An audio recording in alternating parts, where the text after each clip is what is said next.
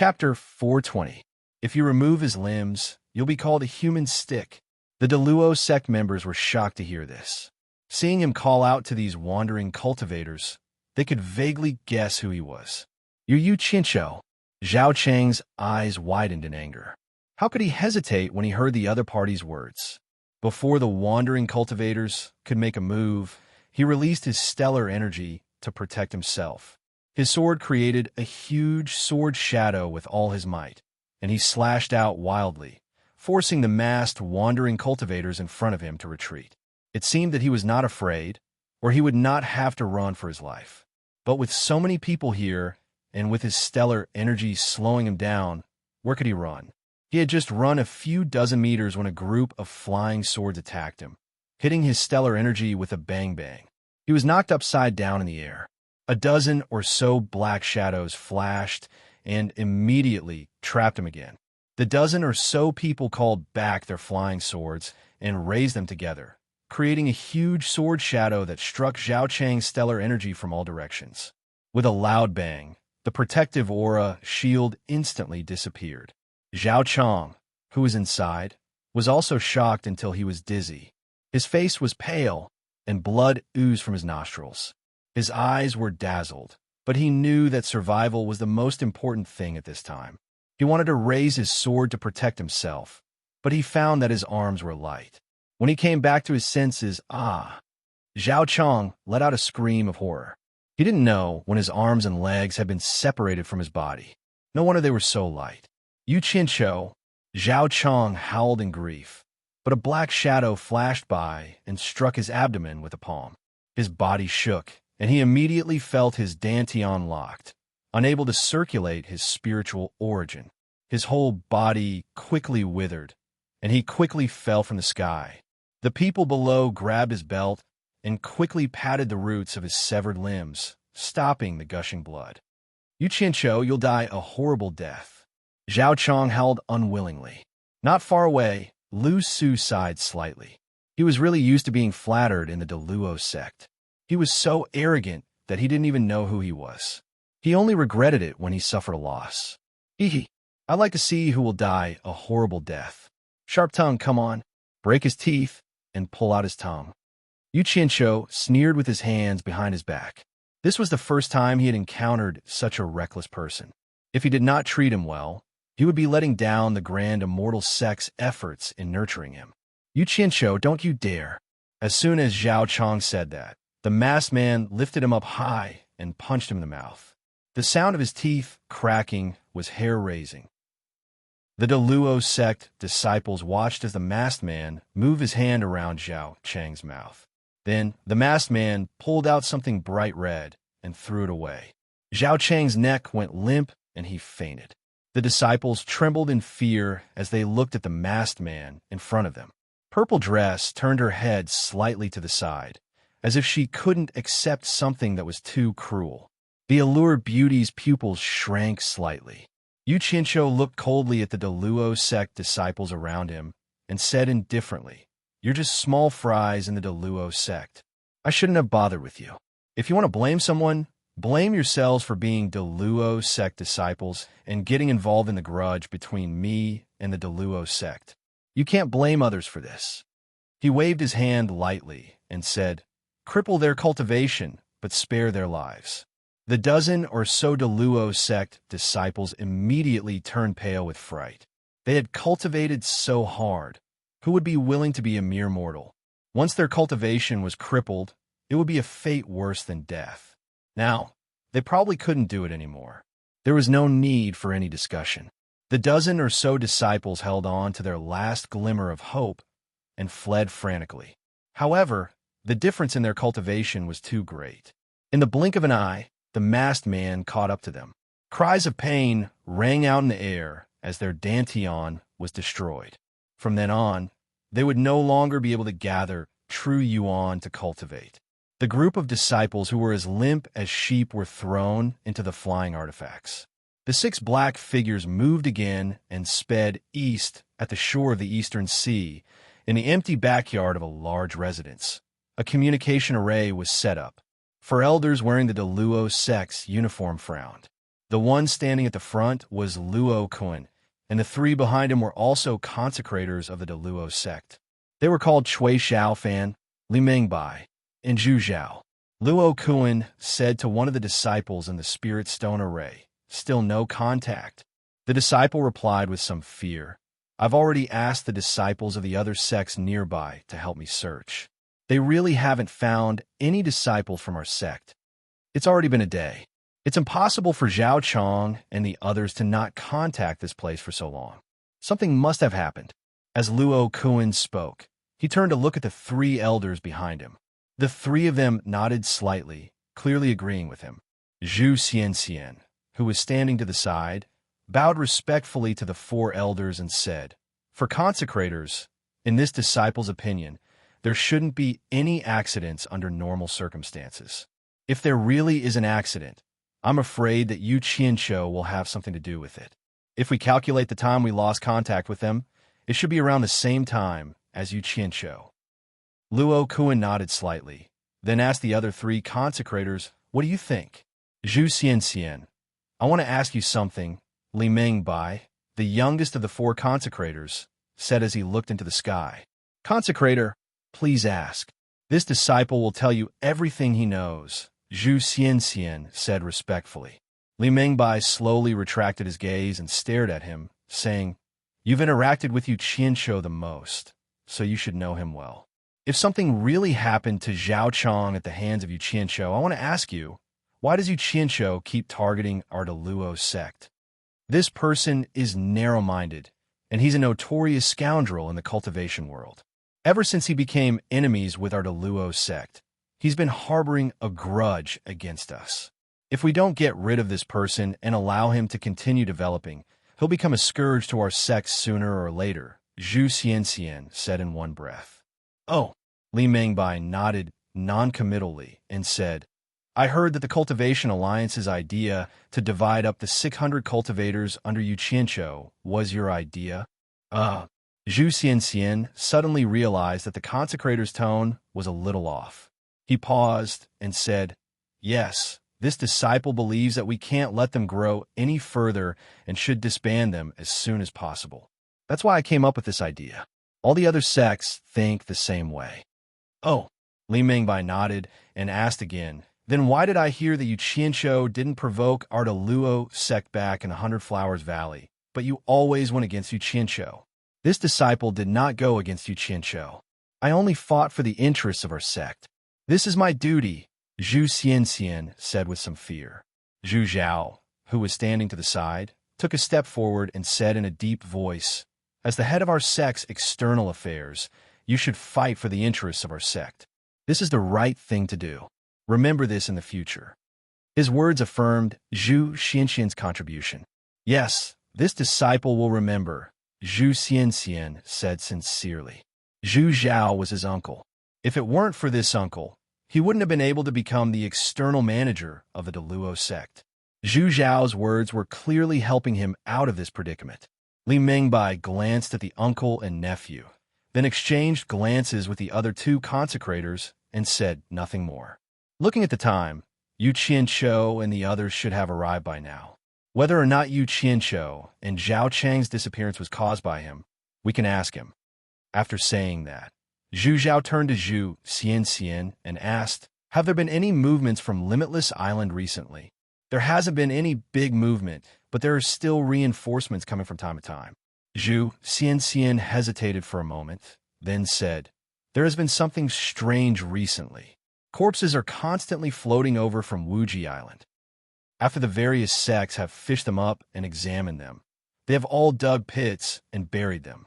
In the past few days, there have probably been more than 10,000 corpses." The four of them looked at each other. Zhu Zhao frowned and said, "Can you tell where they came from? Are they mortals or cultivators?" "They are all wearing Huaxia's clothing. Most of them are mortals, but those cultivators are the disciples of the various sects who were kidnapped in the previous battles. The main meridians of those mortals were severed. Clearly, they died from having their blood drained. As for those cultivators, they are even stranger. Holes have been dug out of their dantian, as if someone had taken away their core or nascent soul. This is really puzzling," Zhu Xianxian shook his head and said, "Something like this actually happened? Those people don't even let mortals go. What are they trying to do?" Luo Kuan said angrily. As they were talking, the sound of several flying artifacts piercing through the air came from afar. In the blink of an eye, 6 of them flew past the courtyard.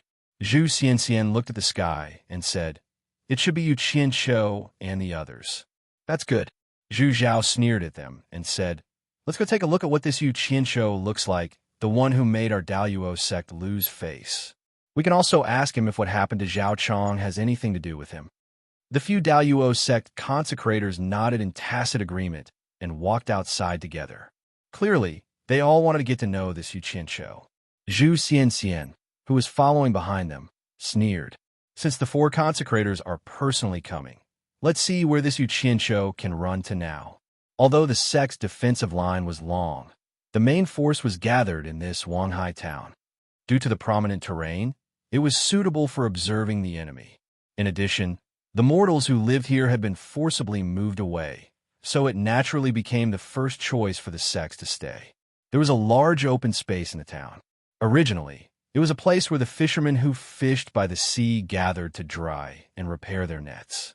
Now, it had become a good place for the sects to gather manpower. At this moment, many people from the sects slowly walked out. Seeing the 6 strange flying artifacts land in the sky, everyone knew that Yu Qianshou had arrived. Aside from wanting to see Yu Qianshou, the 600 wandering cultivators were also the focus of everyone's attention. After all, many sects had paid a large amount of spirit stones for them. If they were really worth fighting for, many sects would not give up so easily. The leading flying artifacts hatch opened, and Yu Qianshou slowly walked out with a dark expression. Behind him were the beauty of 100 charms and purple dress. The other flying artifacts did not move, and the 600 wandering cultivators did not come down either. Something was strange. More and more people gathered around. Yu Qianshou looked around with a dark expression and sneered. He turned around and shouted, "Throw those Daluo sect guys out." Chapter 4:21. The various sects glanced at each other, then turned their gazes to the Daluo sect side, a trace of doubt in their eyes. Could there be people from the Daluo sect on these 6 flying artifacts? The Daluo sect's representatives looked as if they had expected this. The disappearance of Zhao Chong and the others was indeed related to Yu Qianshou. As long as they were still alive, everything was fine. However, they were afraid that Yu Qianshou would destroy the evidence after killing them and refuse to admit to it. If that happened, even if they could find out the truth, it would take a lot of effort. Zhu Xianxian sneered. If the people who came out were really Zhao Chong and the others, then today's matter would be settled. With the 4 great reverends of the Daluo sect here, they would not let Yu Qianshou get away scot-free again. As soon as Yu Qianshou finished speaking, 15 masked men in black flashed out from the cabin door behind him. Each of them had a person in their hands, and they threw them forward, causing them to cry out in pain. Everyone looked over and saw that these people were indeed wearing the uniform of the Daluo sect, and each of them was struggling weakly on the ground. One of them was covered in blood, and the most frightening thing was that all 4 of his limbs had been chopped off. At this moment, he was facing the Daluo sect's direction with his mouth wide open, howling in pain. From the look of grief and indignation on his face, it was clear that he had nowhere to vent his endless hatred. None of the people present were ordinary people, and their eyesight was far stronger than that of mortals. After a closer look, they were all shocked. The one who had lost all 4 limbs was actually Zhao Chong, a disciple of Reverend Luo Kuan of the Daluo sect. As for the other disciples, their cultivations had been crippled. Everyone was shocked. This Yu Qianshou was too bold. After leaving people in such a state, he didn't even know to kill them, instead throwing them out in front of everyone. It seemed like their previous guess was correct. Yu Qianshou must have known that the Daluo sect had come up with the idea to poach his people, and now he was here to take revenge. What a lunatic! Everyone from the Daluo sect paled. Zhu Xianxian even cried out in alarm, "Elder Zhao," and rushed over in a flash. The 15 black-clothed men did not need to be told. They all flashed in front of Yu Qianshou, blocking Zhu Xianxian. Zhu Xianxian was well informed, so he naturally knew how powerful these masked men were. He stopped in his tracks and pointed at Yu Qianshou, shouting, "Yu Qianshou, how dare you treat my Deluo Sect's disciple like this?" At this point, there was no need for the Deluo Sect's people to call out to them. All of them quickly rushed over, and soon, over 1,000 of them had arrived. Without saying a word, the 15 masked men released flying swords from their storage pouches and held them in their hands as they faced off against the 1,000 exalted Sect disciples without the slightest fear. Zhu Xianxian turned around and saw so many Deluo Sect disciples backing him up. His courage was boosted, and he jabbed his finger at Zhu Xianxian again. "Yu Qianshou, today is the day you die. All of you back off." At Yu Qianshou's order, the 15 black-clothed men dragged the dozen or so Deluo Sect disciples on the ground and quickly moved behind him. Yu Qianshou's cold gaze swept across the Deluo Sect, and he slowly took a few steps forward. Then he stepped on Zhao Chong, who was struggling and howling so hard that he could barely move. "How dare you!" The Deluo Sect's revered elders shouted in unison. Yu Qianshou's actions were no different from slapping the Deluo Sect's face in public. Zhu Xianxian's body moved. He wanted to go over and save Yu Qianshou, but he saw Yu Qianshou take out 2 big black sabers from his storage pouch. Zhu Xianxian jumped in fright. He forcefully stabilized himself and didn't rush over. "You want to fight?" Yu Qianshou raised an eyebrow. The 2 sabers in his hands clashed, and the sound of metal clapping resounded through the air. It was neither wood nor metal, and no one could tell what rare material the sabers were made of. With the clapping of the sabers, the cabin doors of the flying magic artifacts all opened. Everyone's eyes widened, and more than 600 masked loose cultivators came out in an instant. Yu Qianshou turned his head and glanced at them. It seemed that he had found the feeling of being the boss in his previous life, calling on his subordinates to fight.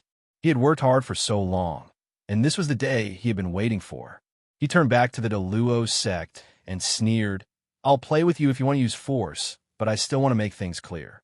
Besides being a trustworthy person, I'm also a reasonable person." The various sects looked at the strength of both sides in shock. The Deluo Sect had almost double the number of masked loose cultivators. There were nearly 100 tribulation stage cultivators and 4 peak experts in the final stage.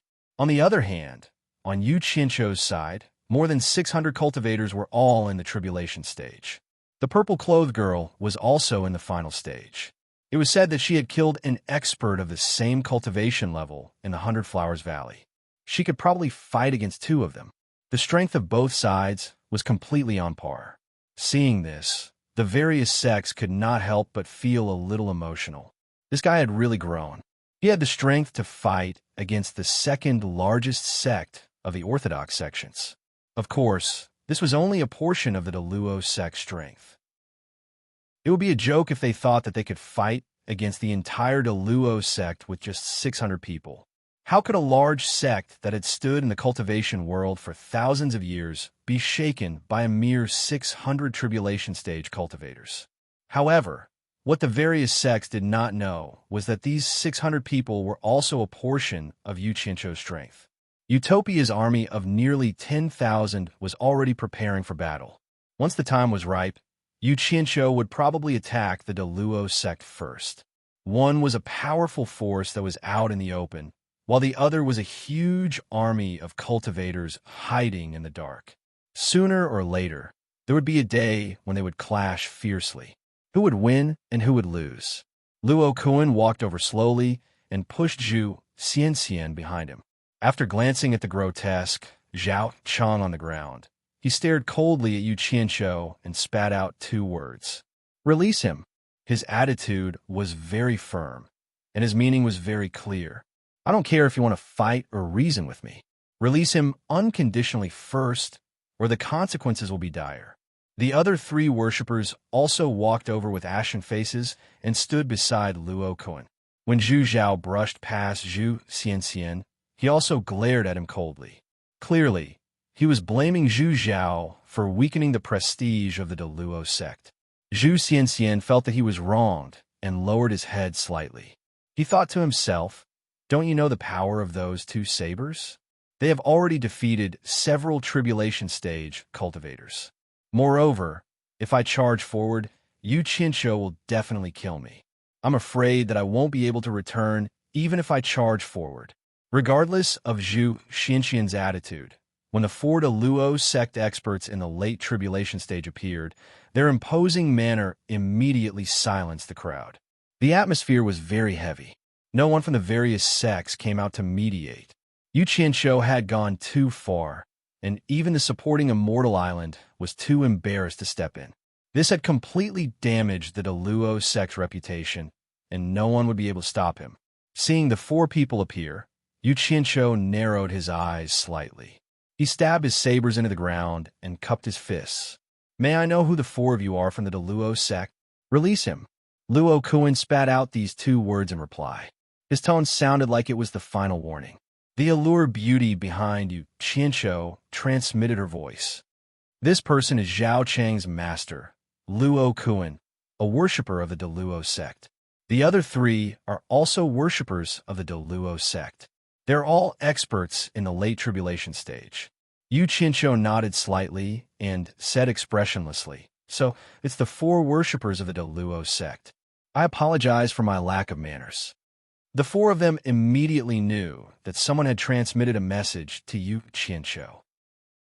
Their gazes all fell on the 100 Charms Beauty.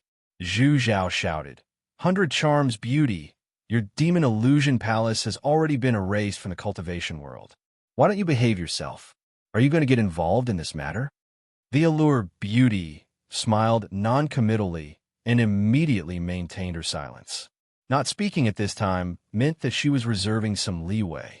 Perhaps it would be more advantageous for Yu Qinsho to act when the opportunity arose. Zi, Yu Qinsho called out. Zi also understood the seriousness of the situation. She immediately teleported to his side and used her actions to show that she was in the late tribulation stage. The four people's pupils shrank slightly as they stared at her. Facing someone who could kill an expert in the late tribulation stage, no one dared to underestimate her. It seems that the four seniors of the Luo sect want to teach us a lesson. I'll leave the four seniors to you. You just need to hold them off for a while, and I'll deal with the others. At that time, I'll lend you a hand. No problem, right? Yu Qinsho said indifferently. Yes. Zi nodded heavily. She glanced at the four people and took out the purplish-black bamboo. There was an uncontrollable excitement on her face. The various sects sucked in a breath of cold air. It seemed that this madman was going to clash head-on with the Daoyuo sect. At a time like this, when they were facing off against a foreign enemy, such a large-scale battle would be a loss for the Chinese cultivation world regardless of who won. Quan Deming of Fuxian Island finally couldn't help but shout, "Everyone, think of the big picture. If there's anything, we can talk it over. Since it has come to this, there's nothing to talk about."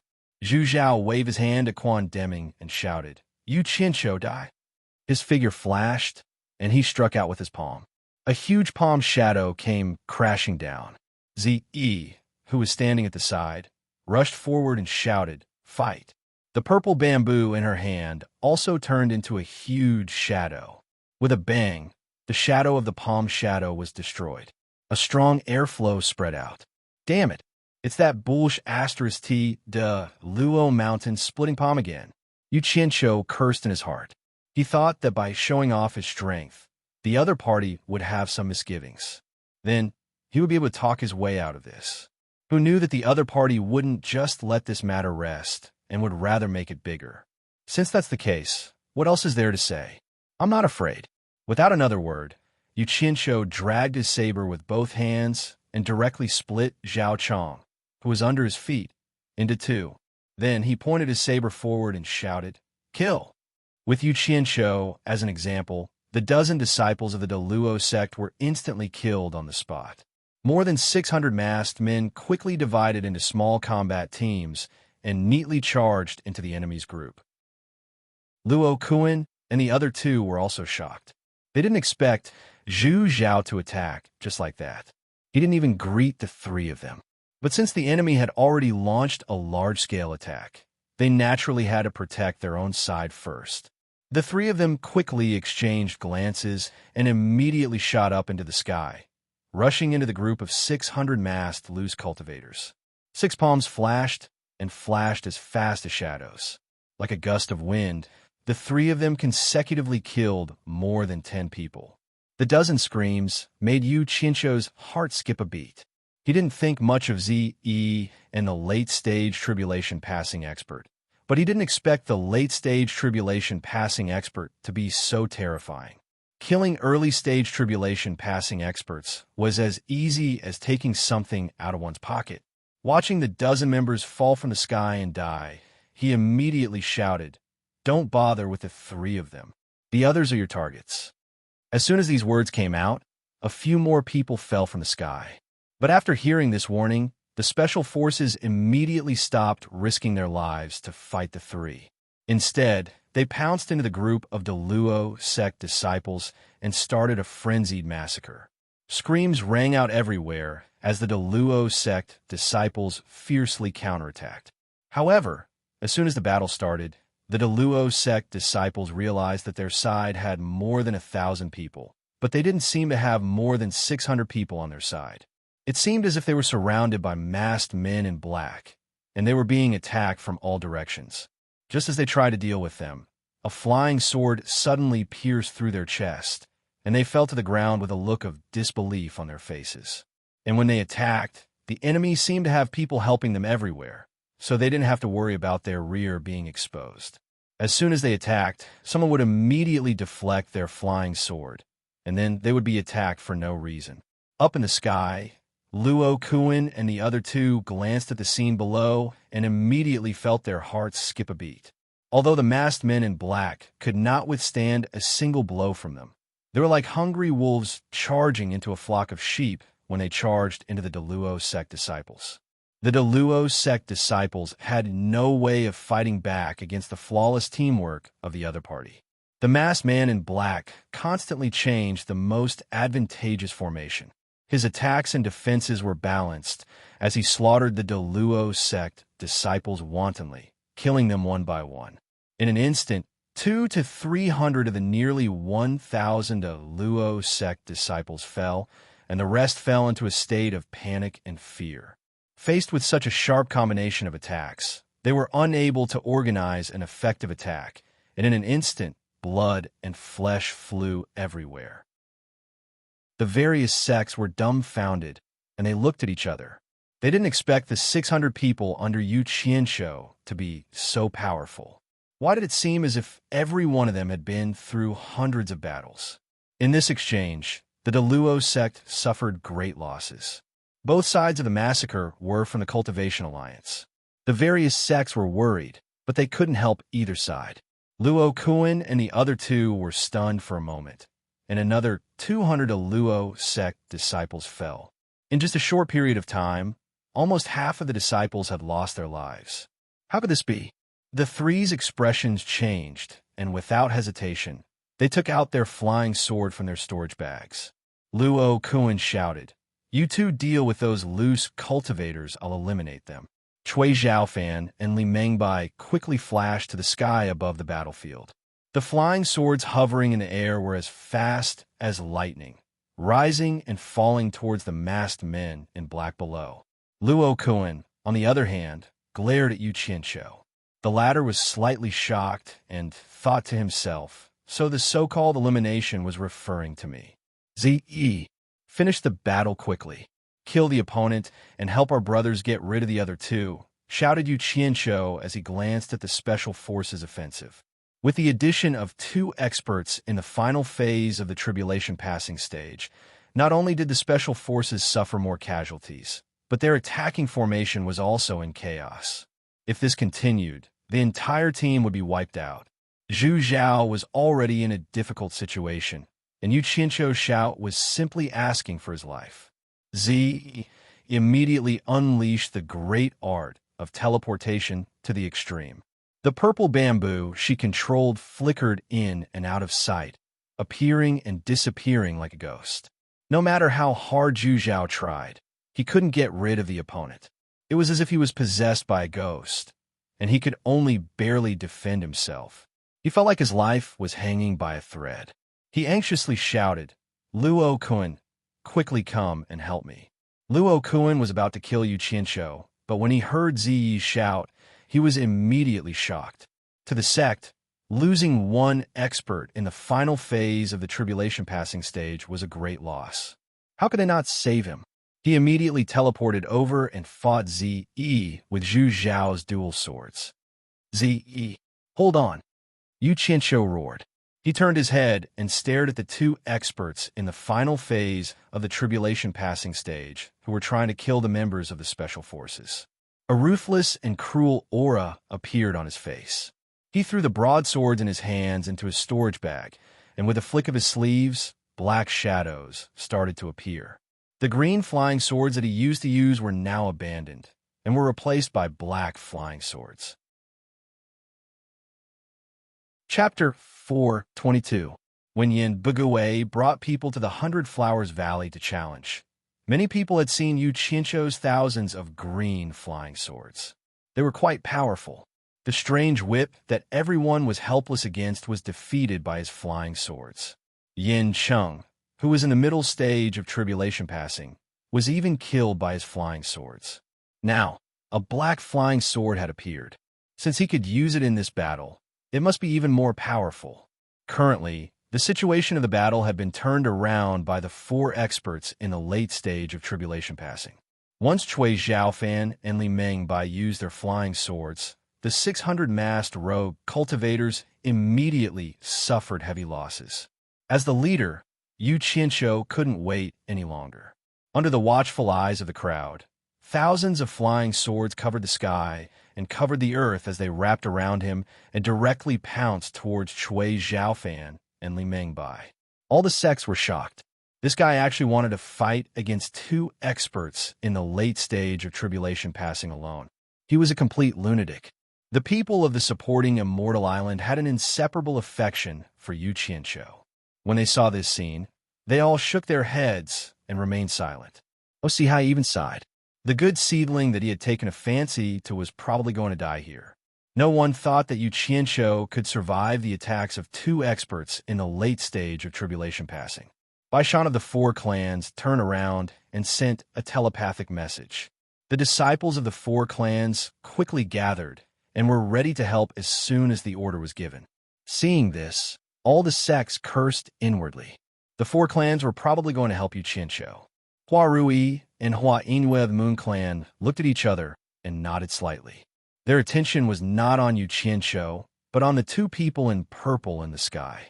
The smile on the Allure Beauty's face disappeared. She raised her hand and stroked her hair. A few experts in the tribulation passing from the pink cult also took a step forward and waited for the order. "I'm coming," Yu Qianqiu roared. The flying swords swirled like snow as he waved his hand.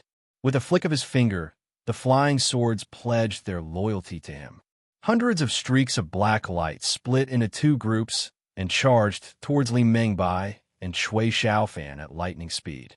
Yu Qianqiu was throwing caution to the wind. It was impossible for him to let the first batch of brothers who followed him into battle be annihilated. Now that his cultivation had just broken through to the middle stage of nascent soul, his ability to control his flying sword had once again increased. He had to fight with his life on the line. Cui Zhaofan and Li Mengbai had already noticed his movements. Seeing the flying swords flying towards them like rain, they instantly covered their bodies with protective stellar energy. The 2 of them were confident that with their cultivation, they could completely block Yu Qianqiu's attack. However, the 2 of them weren't completely at the mercy of the other party's attacks. One of them controlled the flying swords below to slaughter the masked rogue cultivators while the other struck out with a palm. The Daluo mountain-splitting palm of the Daluo sect instantly conjured 2 giant palm silhouettes to meet the 2 waves of sword rain. The flying sword was like a sharp arrow, and the palm shadow was like a bubble. When the 2 met, it was like a knife cutting through tofu. The palm energy was immediately broken by the flying sword. As expected, it could break through the stellar energy of a late-stage tribulation stage cultivator. Yu Qianqiu was invigorated, and his confidence was greatly boosted.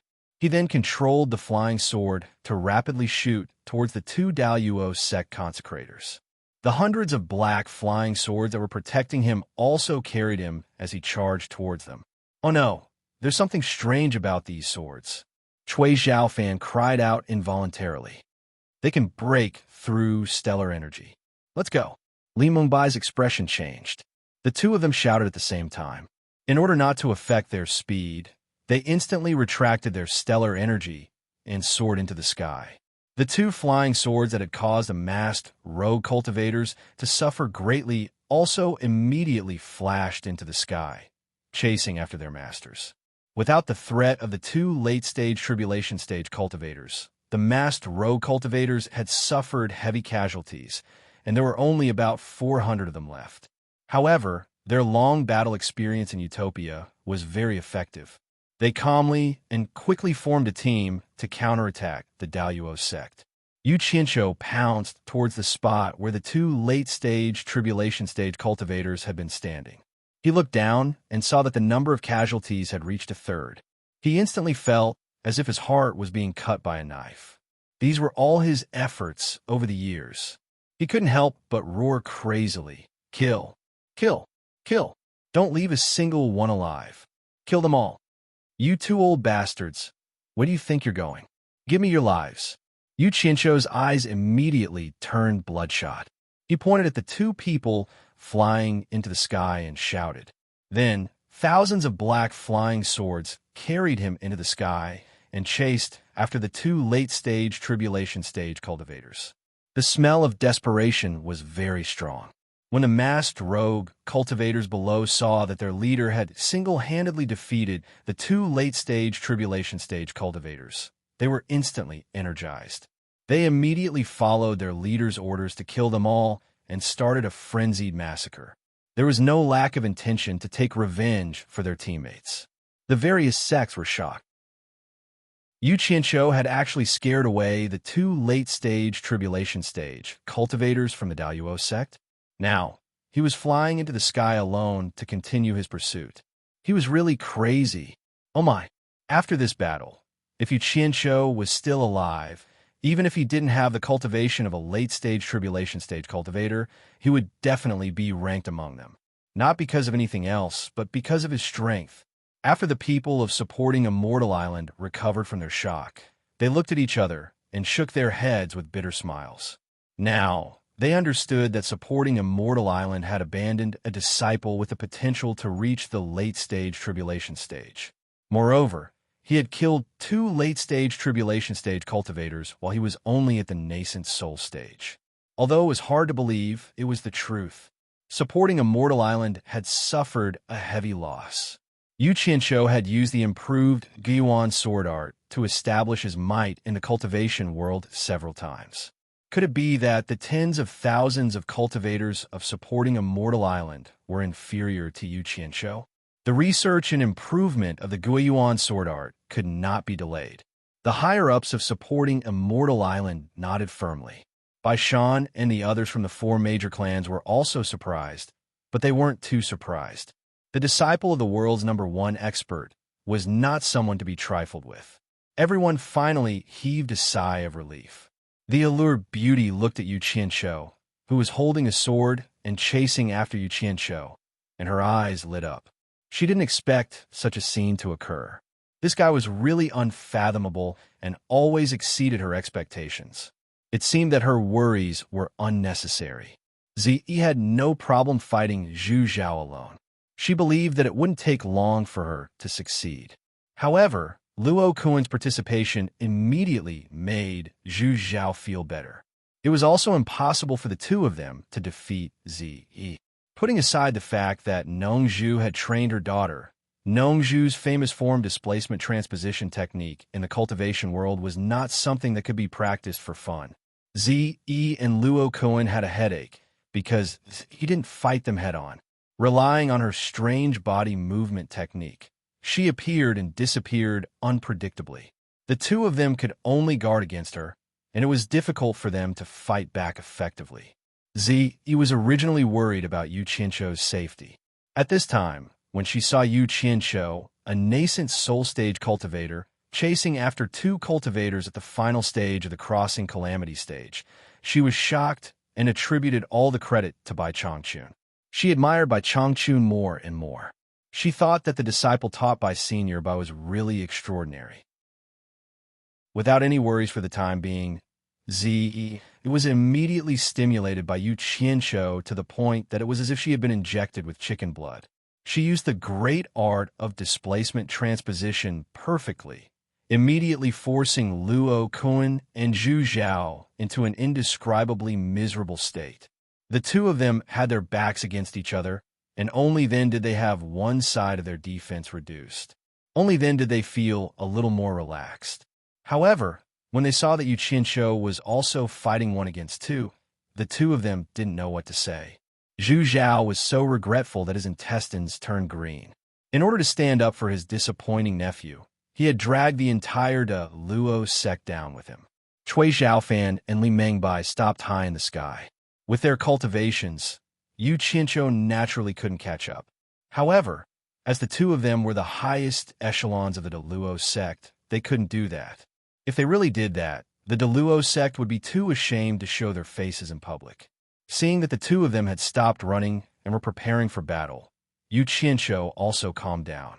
He slowed down his speed and quickly set up his formation. Half of the flying swords were inserted outwards, densely distributed around his body, making him look like a hedgehog. He wasn't afraid of anything now, but he was afraid that the two cultivators at the final stage of the crossing calamity stage could use teleportation to ambush him. This ability to come and go without a trace was too terrifying. However, teleportation could only be used if there was space for them to move. Without the spatial crack that they used to teleport over, no matter how they tried to teleport, they would only be able to stop outside of his sword formation. After setting up his formation, Yu Qianshou immediately felt more at ease. As long as he had a bit of buffer time, escaping would not be a problem. He immediately shouted, "Hand over your life." Yu Qianshou commanded the remaining hundreds of flying swords to charge at the two of them. This guy kept asking the two of them to hand over their lives. The cultivators below were not deaf. Cui Zhaofan and Li Mengbai's faces turned ashen.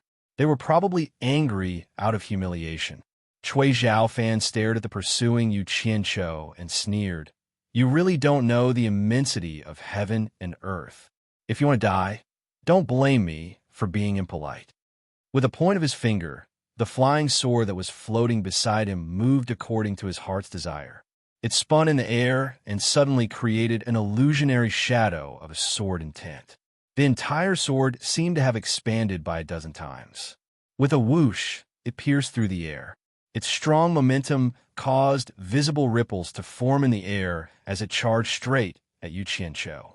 His attack, when he was enraged, was indeed extraordinary. Oh my! The final stage of the crossing calamity stage is indeed the final stage of the crossing calamity stage. Black fire flying sword. I will be relying on you to gain face. Don't let me down. Yu Qianshou made up his mind and pointed his finger at the sky as well. He shouted, "Kill." 100 black rays flashed out and twisted into a flood dragon that soared into the sky. It wanted to compete with the heavens. It soared into the sky and faced the huge flying sword that was creating a huge ripple. The various sects below raised their heads and squinted their eyes to watch. They were speechless. It was hard to tell if Cui Zhaofan's profound cultivation had the upper hand or if Yu Qianshou's black flying sword was sharper.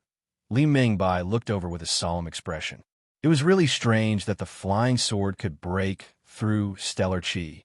If there was an accident, he did not mind being the laughingstock of two cultivators at the end of the tribulation passing stage fighting against a nascent soul cultivator. The De Luo Sect disciples below had almost all died. Only the tribulation passing stage cultivators were barely holding on. It seemed like they would not be able to hold on for much longer. None of the four of them could bear the crime of being completely wiped out. Moreover, Luo Kun and Zhu Zhao were also barely holding on. He raised his hand, and the flying sword beside him landed in his hand. He then clenched it tightly. As soon as the gigantic flying sword collided with the dense black sword shadows, The dense black shadows immediately disappeared into the gigantic sword, making an ear-piercing sigh sound. Shui Zhaofan, who was mentally connected to his flying sword, had a change of expression. The huge sword was instantly shattered. It could no longer withstand such a huge force. With a loud bang, it exploded into pieces in the air. Chapter 423.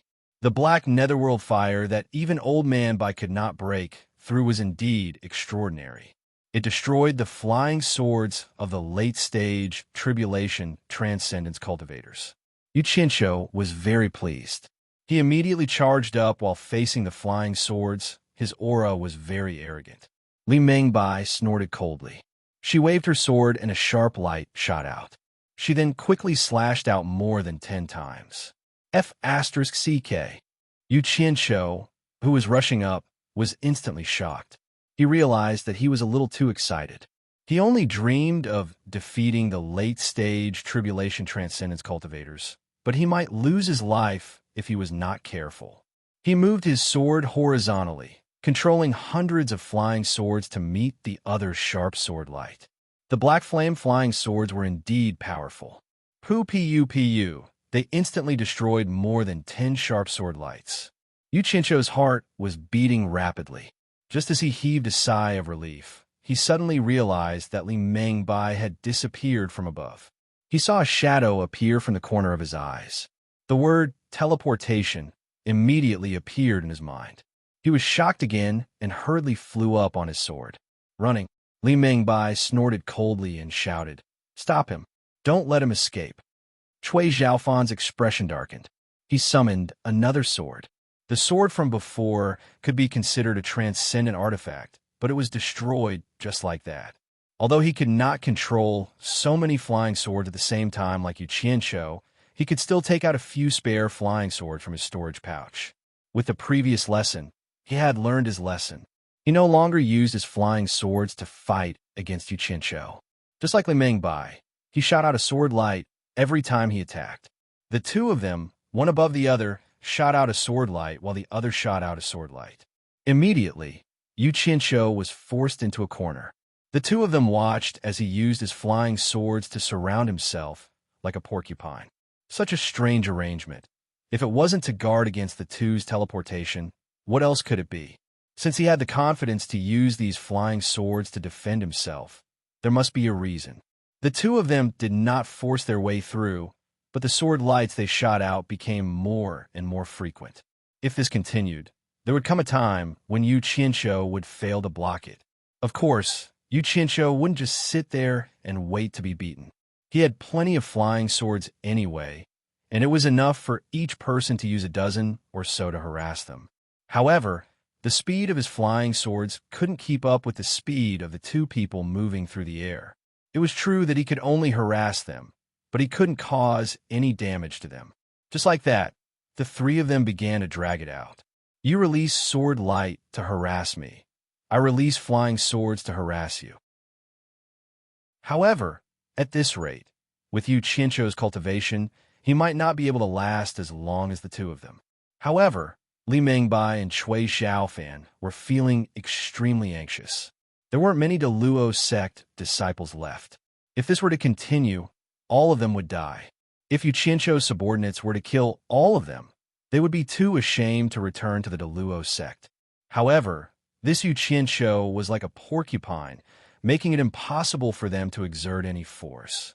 No matter how high their cultivation was, they had to find a way to attack. Attacking with flying swords was impossible. The other party had as many flying swords as there were hairs on a cow, and all of them were terrifyingly sharp. They could cut through transcendent artifacts like vegetables, and even their astral energy and sword light could be disintegrated.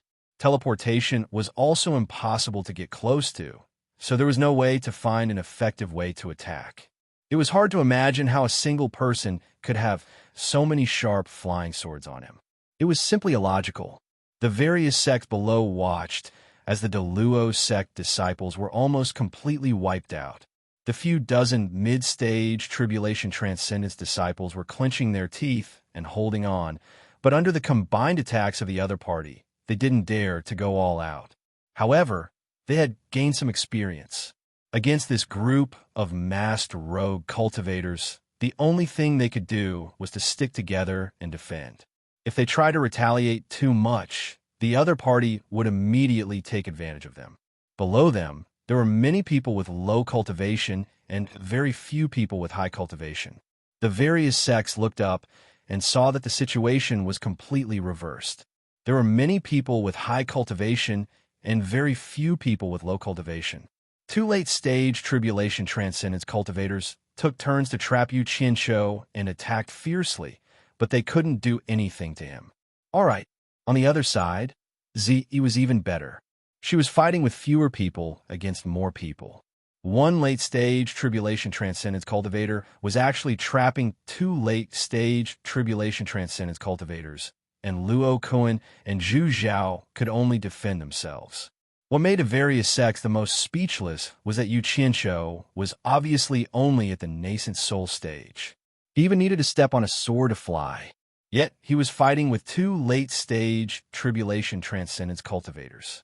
This completely overturned everyone's perception. However, everyone could see that it wasn't that Cui Zhaofan and Li Mengbai weren't Yu Qianqiu's opponents. It was all because the black flying swords were too powerful, and the two of them were afraid to attack. If Yu Qianqiu dared to abandon the black flying swords, either one of them would be able to kill him with a single slap. How could they let him jump around in the sky for so long? It was time-consuming and embarrassing. Keep an eye on him. I'll go deal with the rogue cultivators below, Li Mengbai said to Cui Zhaofan. She felt that there was no need to waste the two of them here. Even if there was only one of them, they wouldn't be able to do anything to each other. It would be a waste for her to waste time here. When Yu Qianqiu heard this, he was shocked. If that guy went down, no one in the special forces would be able to resist him. If they fought head-on, none of them would be a match for a late-stage Tribulation Transcendence cultivator. He immediately shouted, "Nebula Water Art."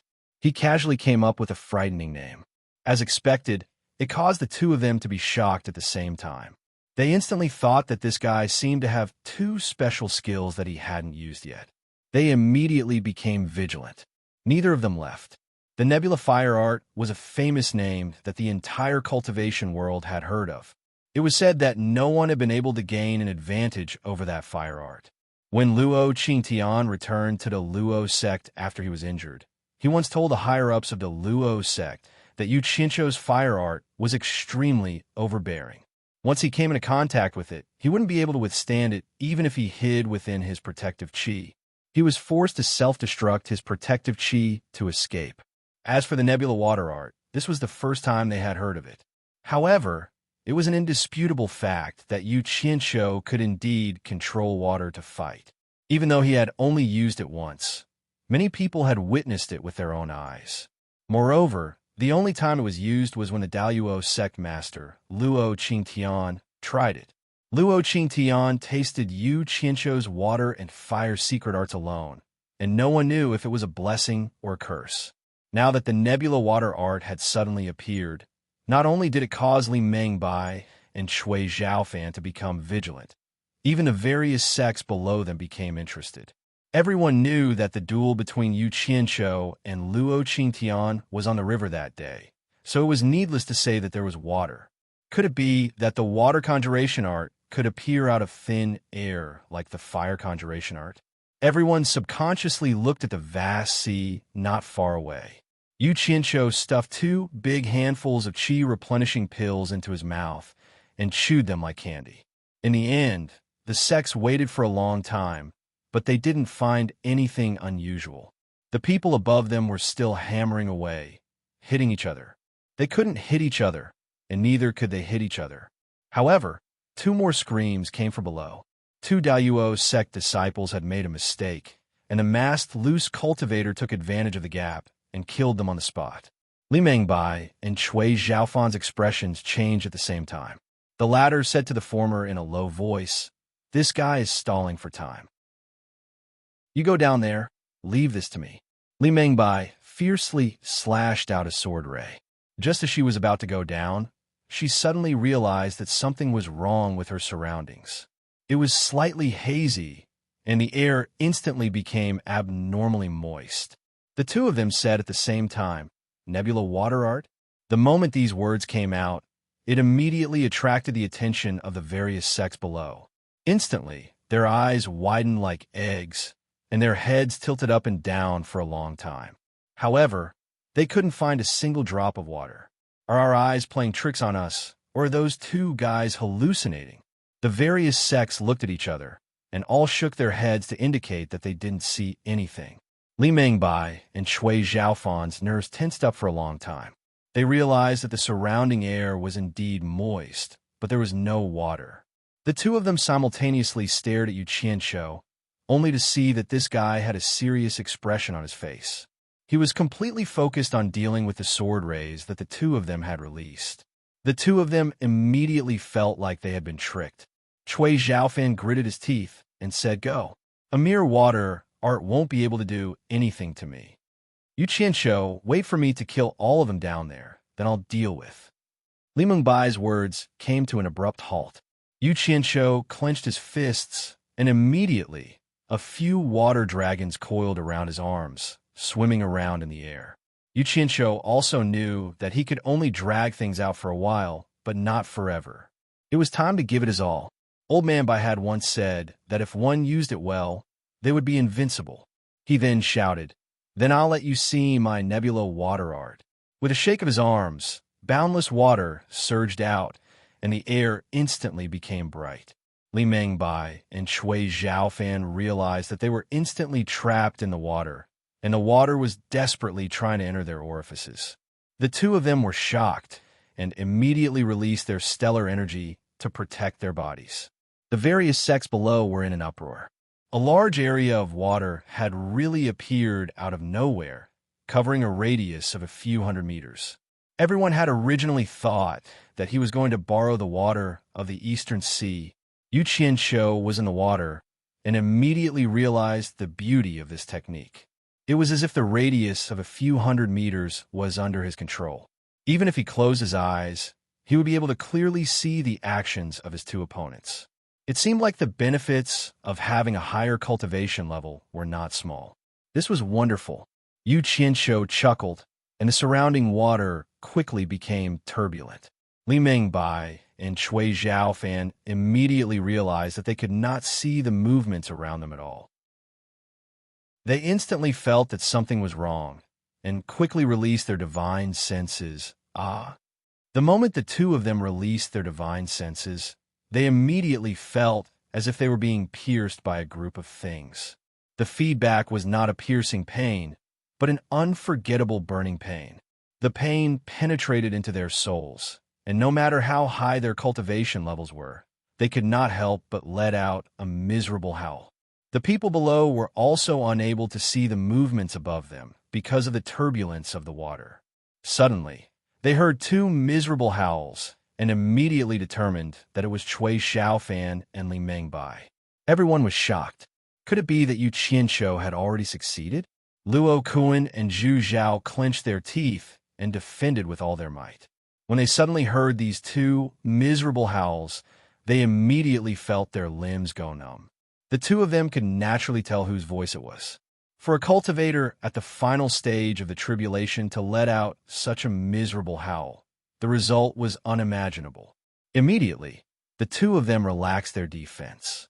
Hearing this, Ziyi became even more excited and took the opportunity to attack ferociously. Zhu Zhao was careless for a moment, and the bamboo immediately pierced a hole through his thigh. Just as blood spurted out, he circulated his energy to stop it. Zhu Zhao was really stubborn. He was afraid that he would affect Luo Kuan, so he forcefully endured and did not make a sound. Instead, he became even more alert and defended with all his might.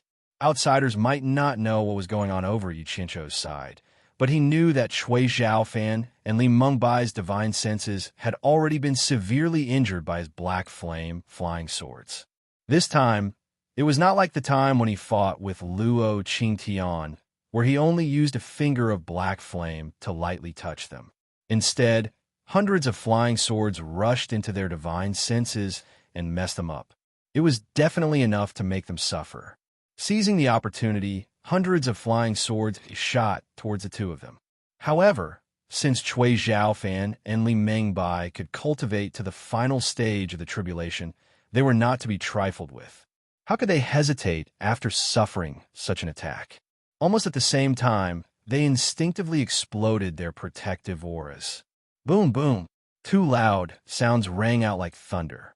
The water clouds within a radius of a few hundred meters in the sky exploded. Yu Qianqiu immediately felt dizzy from such a loud sound. The water clouds lost control and all turned into flowing water, splashing into the sea. Yu Qianqiu shook his head and regained his senses. His ears were still ringing, but he immediately realized that the two of them were staring at him like tigers watching their prey. He was immediately shocked and quickly summoned back the black flame flying swords to protect himself. However, what surprised him was that the two of them were staring at him with pale faces, but they did not make any movements. Yu Qianqiu's face was filled with suspicion, but he did not dare to act rashly. He did not know what the two of them were up to. Moreover, his ears were still ringing, so it was better for him to slow down. Cui Zhaofan and Li Mengbai, on the other hand, were suffering in silence. Their divine senses had been severely damaged. Other than their natal primordial spirits, the divine senses that could be released had already been destroyed by Yu Qianqiu. The remaining divine senses were pitifully little, and they had almost become idiots due to the damage to their divine senses. Now, the two of them were extremely mentally exhausted, and they were almost in a state of drowsiness. How could they still have the energy to continue wasting time with Yu Qianqiu? This symptom made the two of them recall what Luo Qingtian had said.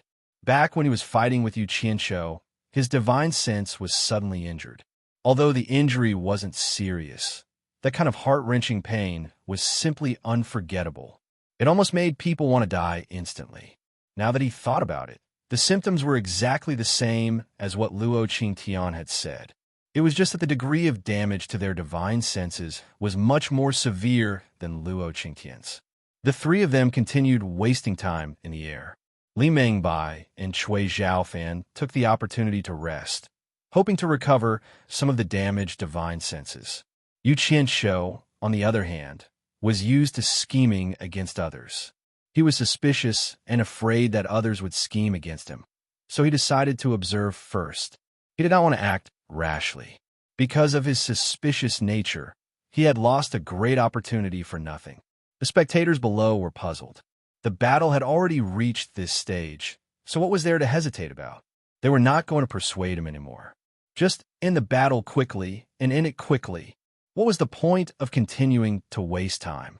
At this moment, a few disciples ran over from the small town. They quickly went to the spectators' sects and reported something to the people in charge. The expressions of the people in charge of the righteous paths, Fuxian Island, Moon Clan, Sword Clan, and Heartless Palace all changed. They looked at Yu Qianqiu, Li Mengbai, and the others who were in a stalemate in the air. The people of the four sects exchanged glances and nodded. They shouted in unison, "Stop!" As soon as they shouted, more than 10 experts in the final stage of the tribulation realm shot out from the four sects and blocked between Yu Qianqiu and the other two. Yu Qianqiu quickly looked around and squinted his eyes. He said in an extremely cold tone, "What? Could it be that the righteous path is colluding to deal with me?" Chapter 4:24. The movement of the righteous immediately alerted the demonic sections. Although they were all in the Cultivation Alliance, there was still a division between righteous and demonic sections. It was best if they didn't suffer any losses. There was no need to say anything. The demonic sects exchanged glances, and a dozen late-stage tribulation passing experts soared into the sky. The righteous sects, including Daluo's sect, had 5 sections. The demonic sects also had 5 sections. They stood in the sky. Neo, son of 10,000 demons, said expressionlessly, "The matter of Yu Qianqiu and Daluo's sect has troubled you all. Lu Qing, what is the meaning of this?" Lu Qing was the consecrator of Fuxian Island. He waved his hand and said, "Neo, son, Don't misunderstand. Daluo Sect sent a message to the 4 sects, asking us to stop this fight. We just received the Sect Master's decree, and we don't have any other intentions.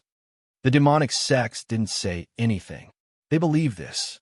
Daluo Sect must have noticed that the situation was bad and sent a message back to the sect. They didn't stop it at first, probably thinking that they would gain an advantage. Who knew that they would be at a disadvantage?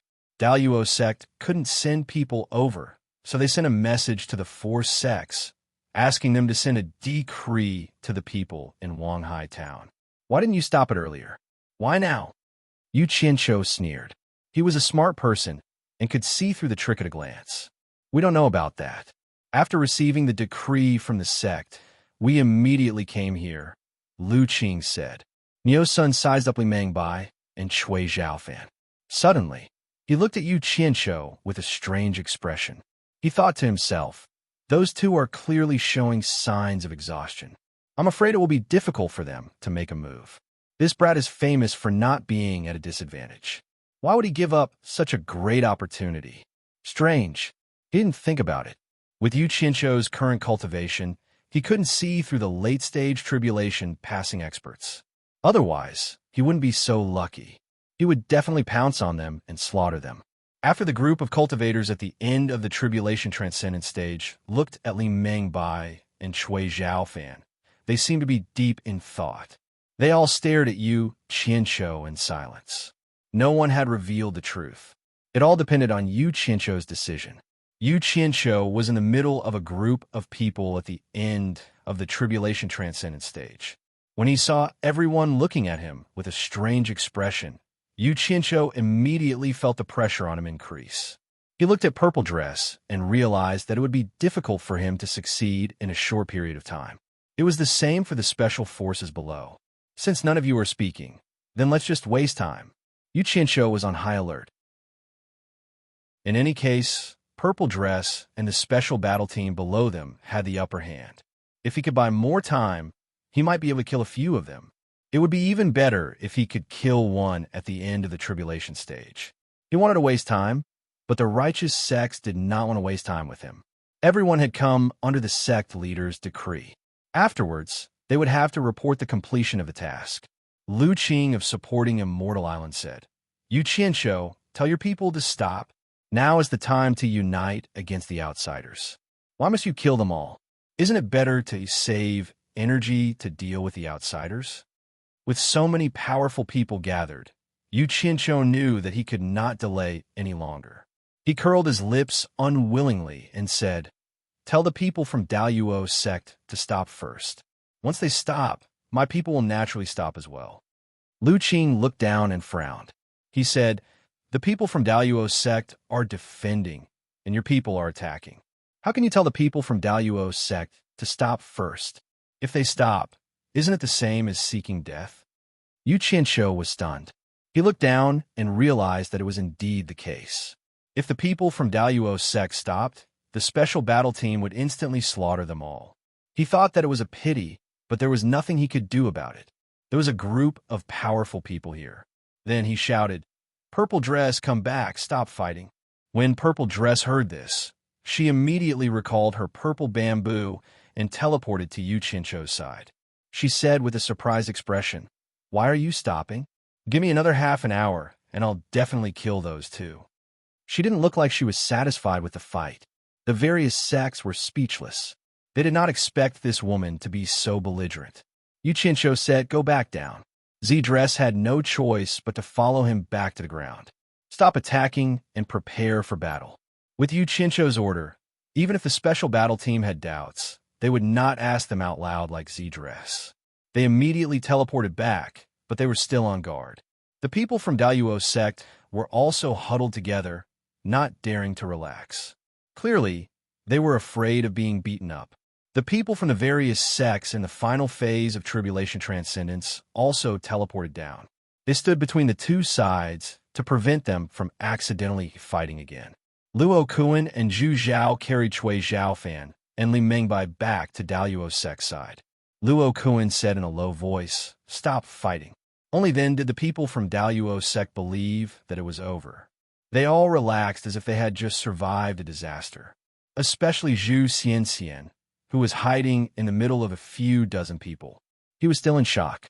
Of all the people in the early phase of tribulation transcendence, he was the only one who survived. Fortunately, a group of people had been protecting him for Zhu Zhao's sake. The allured beauty leisurely walked over. Suddenly, she noticed that Yu Qianqiu was gritting his teeth. She could not help but ask, "What's wrong?" "I was tricked." Yu Qianqiu stared at the pale-faced Cui Zhaofan and Li Mengbai, who were being supported by two disciples. Only now did he realize that those two fellows had already reached such a stage. Just now, they were barely holding on, but he had wasted such a good opportunity. Now that he understood, he was so angry that he almost vomited blood. This was too vexing. The people in the final phase of tribulation transcendence in the middle naturally understood what he meant, but they all pretended as if nothing had happened. In their hearts, they were also sighing at how lucky Cui Zhaofan and Li Mengbai were. To be able to survive this guy's attack was truly a miracle. "The Luo Sect, please return first." Lu Qing cupped his hands at Luo Kuan. Luo Kuan's face was ashen as he returned the greeting. Then, he ordered his disciples to collect the corpses of the dead disciples. Not long after, there were only 200 corpses of the special forces left on the plaza. When the people in the final phase of tribulation transcendence saw Yu Qianqiu staring at the corpses on the ground with twitching expressions, they exchanged glances and silently dispersed. There was nothing left for them to do here. The 400 or so special forces who were still alive remained silent. Ziyi's face was also filled with solemnity. The allure beauty's gaze shifted to Yu Qianqiu.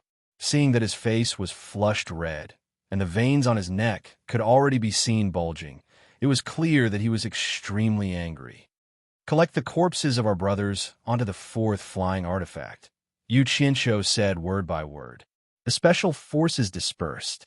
They silently picked up their comrades and quietly sent them onto the fourth flying artifact. The onlookers from the various sects looked at these masked rogue cultivators with admiration. Although there were only about 400 people left, almost all of them had died at the hands of the two cultivators in the final phase of tribulation transcendence. The Luo sect had more than 1,000 people, and many of them were in the tribulation transcendence stage. However, almost all of them had been killed by these people, leaving only a few dozen alive. Yu Qianqiu silently walked toward the fourth flying artifact. Ziyi and the allure beauty followed behind him. However, when they were about to reach the cabin door, a group of masked rogue cultivators suddenly blocked their way, separating the two women from Yu Qianqiu. Yu Qianqiu didn't even turn his head, as if he didn't know anything. He walked in without even looking back. Only the two captains followed him in, and then the cabin door immediately closed. "Why did you stop us?" The allure beauty looked at the group of masked people in front of her and asked. "The mister wants to send the dead brothers home. Please don't disturb him," the person in front said indifferently. The allure beauty and Ziyi looked at each other, their faces filled with confusion. Inside the cabin, Yu Qianqiu looked at the over 200 corpses on the cabin's board without any expression on his face. He extended his palm and said indifferently, Go back to Utopia and rest in peace. I will use the entire Luo sect as a sacrifice for you." He didn't say anything else. He released his divine senses, and the over 200 corpses instantly disappeared in Utopia's military camp. After Guan Yu received the notice, he had already gathered everyone. Close to 10,000 people were waiting quietly. When over 200 corpses appeared, Guan Yu waved his hand, and a group of people came out. They silently removed the masked robes with the words Rogue Cultivator embroidered on them and helped them change into Utopia's attire. Everyone bowed silently. After bowing, Guan Yu shouted, "Hong Qi, Zhang Peng, and Gu Qingyun stepped forward." After the three of them came to the other side, he continued, "These 200 Special Forces members were sacrificed in an intense battle outside. The leader has specially requested for the three of you to personally give them a proper burial. Can you do it?" "Yes," the three of them said in unison. Guan Yu waved his hand. Carry it out immediately. Yu Qianshou and the two team leaders were silent for a long time before they opened the cabin door and walked out. When they saw everyone again, they had already regained their composure. After putting away the two flying artifacts, they ordered all the team members to return to the remaining four. "I'm going back," the Allure Beauty suddenly said to the two of them with a smile. Yu Qianshou and Zi Yi looked at each other and asked in surprise, "Go back where? I can't help you much even if I stay by your side." "Of course, I have to go back," the Allure Beauty said and nodded to the two of them. Then, she turned around and left. Her smile was slightly bitter. She originally thought that she would be of great help if she stayed by Yu Qianshou's side. However, during the battle just now, she realized that he could not only fight against two cultivators in the late stage of the Crossing Calamity stage, but even Yu Qianshou could fight against two cultivators in the late stage of the Crossing Calamity stage alone. She immediately realized to her dismay that she was so useless. The members of the Pink Sect, who were not far away, quickly came to her. When they were a few meters away from her, they all bowed and said, "Greetings, Sect Leader." The Allure Beauty raised her hand to indicate that there was no need to be so polite. Then, she turned around and smiled at the two of them. Then, she left under the welcome of the Pink Sect members. Zi Yi was surprised and said, "Isn't she the palace master of the illusion palace that was wiped out? How did she become the sect leader?" "It's called the west side is bright when the east side is dark." "You don't understand," Yu Qianshou replied casually. He didn't think that the Enchantress of 100 Charm would announce his identity so openly. Zi Yi's pretty face immediately turned cold when she heard him say that she didn't understand. The onlookers were shocked. They did not expect the Allure Beauty to be the sect leader of the Pink Sect, which was ranked 10th in the demonic path. Then, many people from the various sects left quickly. Obviously, they were in a hurry to report this important news to their sections. Soon, a disciple of the supporting Immortals Island flew over on his sword. He bowed to Yu Qianshou and said, "Sir, the Cultivation Alliance has something to discuss. Please go there quickly." From the way he looked at Yu Qianshou, it could be seen that he had already regarded Yu Qianshou as an extraordinary figure.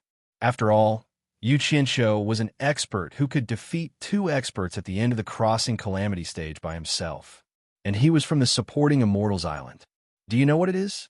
Yu Qianshou asked. The disciple replied, "Honestly, it seems to be a discussion about attacking Wuji Island. I don't know the specifics." Yu Qianshou frowned and waved his hand. "Lead the way." A flying sword flew out of his sleeve and carried him. The disciple hurriedly led the two of them into the town on his flying sword. From the sky, the three of them entered the largest house in Wanghai Town. It was probably the house of a rich family. The back garden was very spacious, and there were already many people there. As soon as Yu Qianshou arrived, everyone's eyes focused on him. The previous battle had already qualified him to be on equal footing with everyone present. Yu Qianshou's eyes met with Luo Kuan's from the Daluo sect. The two of them looked at each other and looked away. However, Yu Qianshou stared at Zhu Xianxian for a while, which made the latter feel a little creeped out. A familiar body fragrance assailed his nose. Yu Qianshou turned his head and was shocked to find Allure Beauty beside him.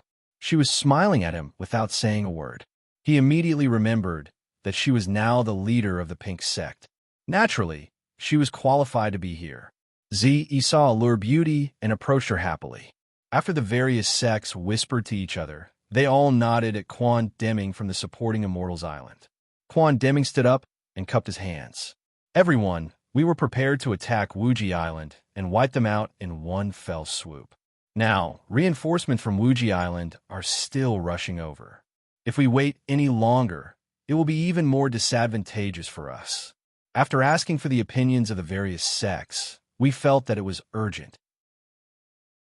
Now, we have gathered everyone here to ask if there are any objections. There is nothing wrong with going according to the previous arrangements, but when Zhongping from the Blood Demon Palace walked out and said, 'There is an accident now,' almost all the disciples from the Daluo sect were killed. It is indeed inappropriate to go according to the previous arrangements. Zhu Xianxian immediately replied, "You don't have to worry about that. Our sect's disciples are already on the way. They will arrive before sunrise tomorrow." Some of the smaller sects were secretly shocked. The large sects were indeed large sections. They lost so many people, and they made up for it just like that. Hee hee, that is naturally good.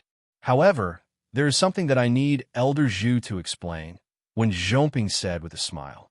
What do I need to explain to you? Zhu Xianxian said disdainfully. One was the second largest sect of the righteous path, and the other was the second largest sect of the demonic path. It was just like the supporting Immortals Island and the 10,000 demons.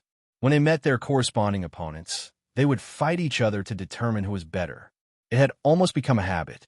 Wen Zhongping walked up to him and said with a smile, "Previously, many sects listened to Elder Zhu's opinion and gathered more than 60 million superior grade spirit stones. Now that we don't have the people and we can't get the money back, Elder Zhu has to give us an explanation. 60 million superior grade spirit stones is not a small number. Wen Zhongping, why are you bringing this up now? No one is forcing your blood demon palace to hand over the money. Why are you asking me for an explanation? What nonsense?" As Zhu Xianxian argued, he subconsciously glanced at Yu Qianqiu. Yu Qianqiu naturally understood what was going on with the 60 million, but he obediently stood to the side and turned a deaf ear to Zhu Xianxian's words. The eyes of the sects that had paid up immediately lit up. At this point, which sect would dare ask Yu Qianqiu for money or manpower? Everyone was already prepared for misfortune. However, if they took advantage of the Deluo sect's weakness and used Yu Qianqiu's presence to force the Deluo sect to cough up the money, wouldn't that be even better? That's right. Elder Zhu, you were the one who suggested it, and we raised the money according to your suggestion. Now, you should at least say something about giving us people or returning our money. You can't let us lose both our people and our money. Yuan Jiukui of the Hexapath Demon Sect stepped forward. Walking up to Wen Zhongping's side, the two exchanged a smile. Wen Zhongping cupped his hands and said, "Old Brother Yuan's words are reasonable. You should at least give us an explanation." "That's right. You should at least give us an explanation." At least 5 or 6 sects joined in on the commotion, most of them from the demonic path. Even if the righteous path wanted to take back the money, they had no choice but to swallow their anger. After all, they were all from the righteous path, and as long as the demonic path caused a ruckus, they would definitely get their money back. Luo Kuan was resting with his eyes closed, but from the twitching of his cheeks, it was clear that he wasn't calm at all. Zhu Xianxian pointed at the two of them and said angrily, "At that time, were the two of you fighting for more money and trying to get more people? Now you're asking me for an explanation? Go find whoever took the money. Go find whoever has the hostage. Go find whoever has him." What a glib tongue. You're able to push the blame away so quickly. Wen Zhongping sneered, "Your Deluo sect killed more than 200 people. Who are we going to ask for the people? Are we going to ask the legendary emperor of the Netherworld? We don't have the ability to find him. Why don't you go ask him for us?" Everyone deliberately avoided Yu Qianqiu because they wanted to drag the Deluo sect into this. Zhu Xianxian suddenly shouted, "The people are Yu Qianqiu's men, and the money is also Yu Qianqiu's. Go find him if you have the ability." Everyone was silent. They didn't expect him to be so unafraid of pressure and drag Yu Qianqiu into this at this time. Everyone stared at Yu Qianqiu. As expected, Yu Qianqiu's eyelids slowly opened, and he stared at Zhu Xianxian. "Surnamed Zhu, what money did I take from you? Who do I have in my hands? Are you purposely picking a fight with me again? Do you really think that I won't dare to kill you because there are so many people here?" Zhu Xianxian looked at Luo Kuan, who was staring at him, and he felt sad. He knew that after this matter, he probably wouldn't be able to be the external manager of the Deluo sect anymore.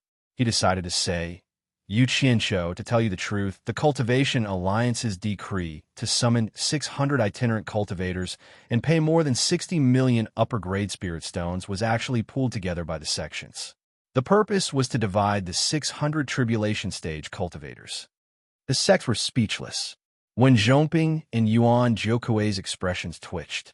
They knew that things were not going well. Yu Qianshou chuckled, looked around at everyone, and said, "So there is such a thing. This is the first time I've heard of it. I don't know which sects paid to divide up my people. Why don't you all come out?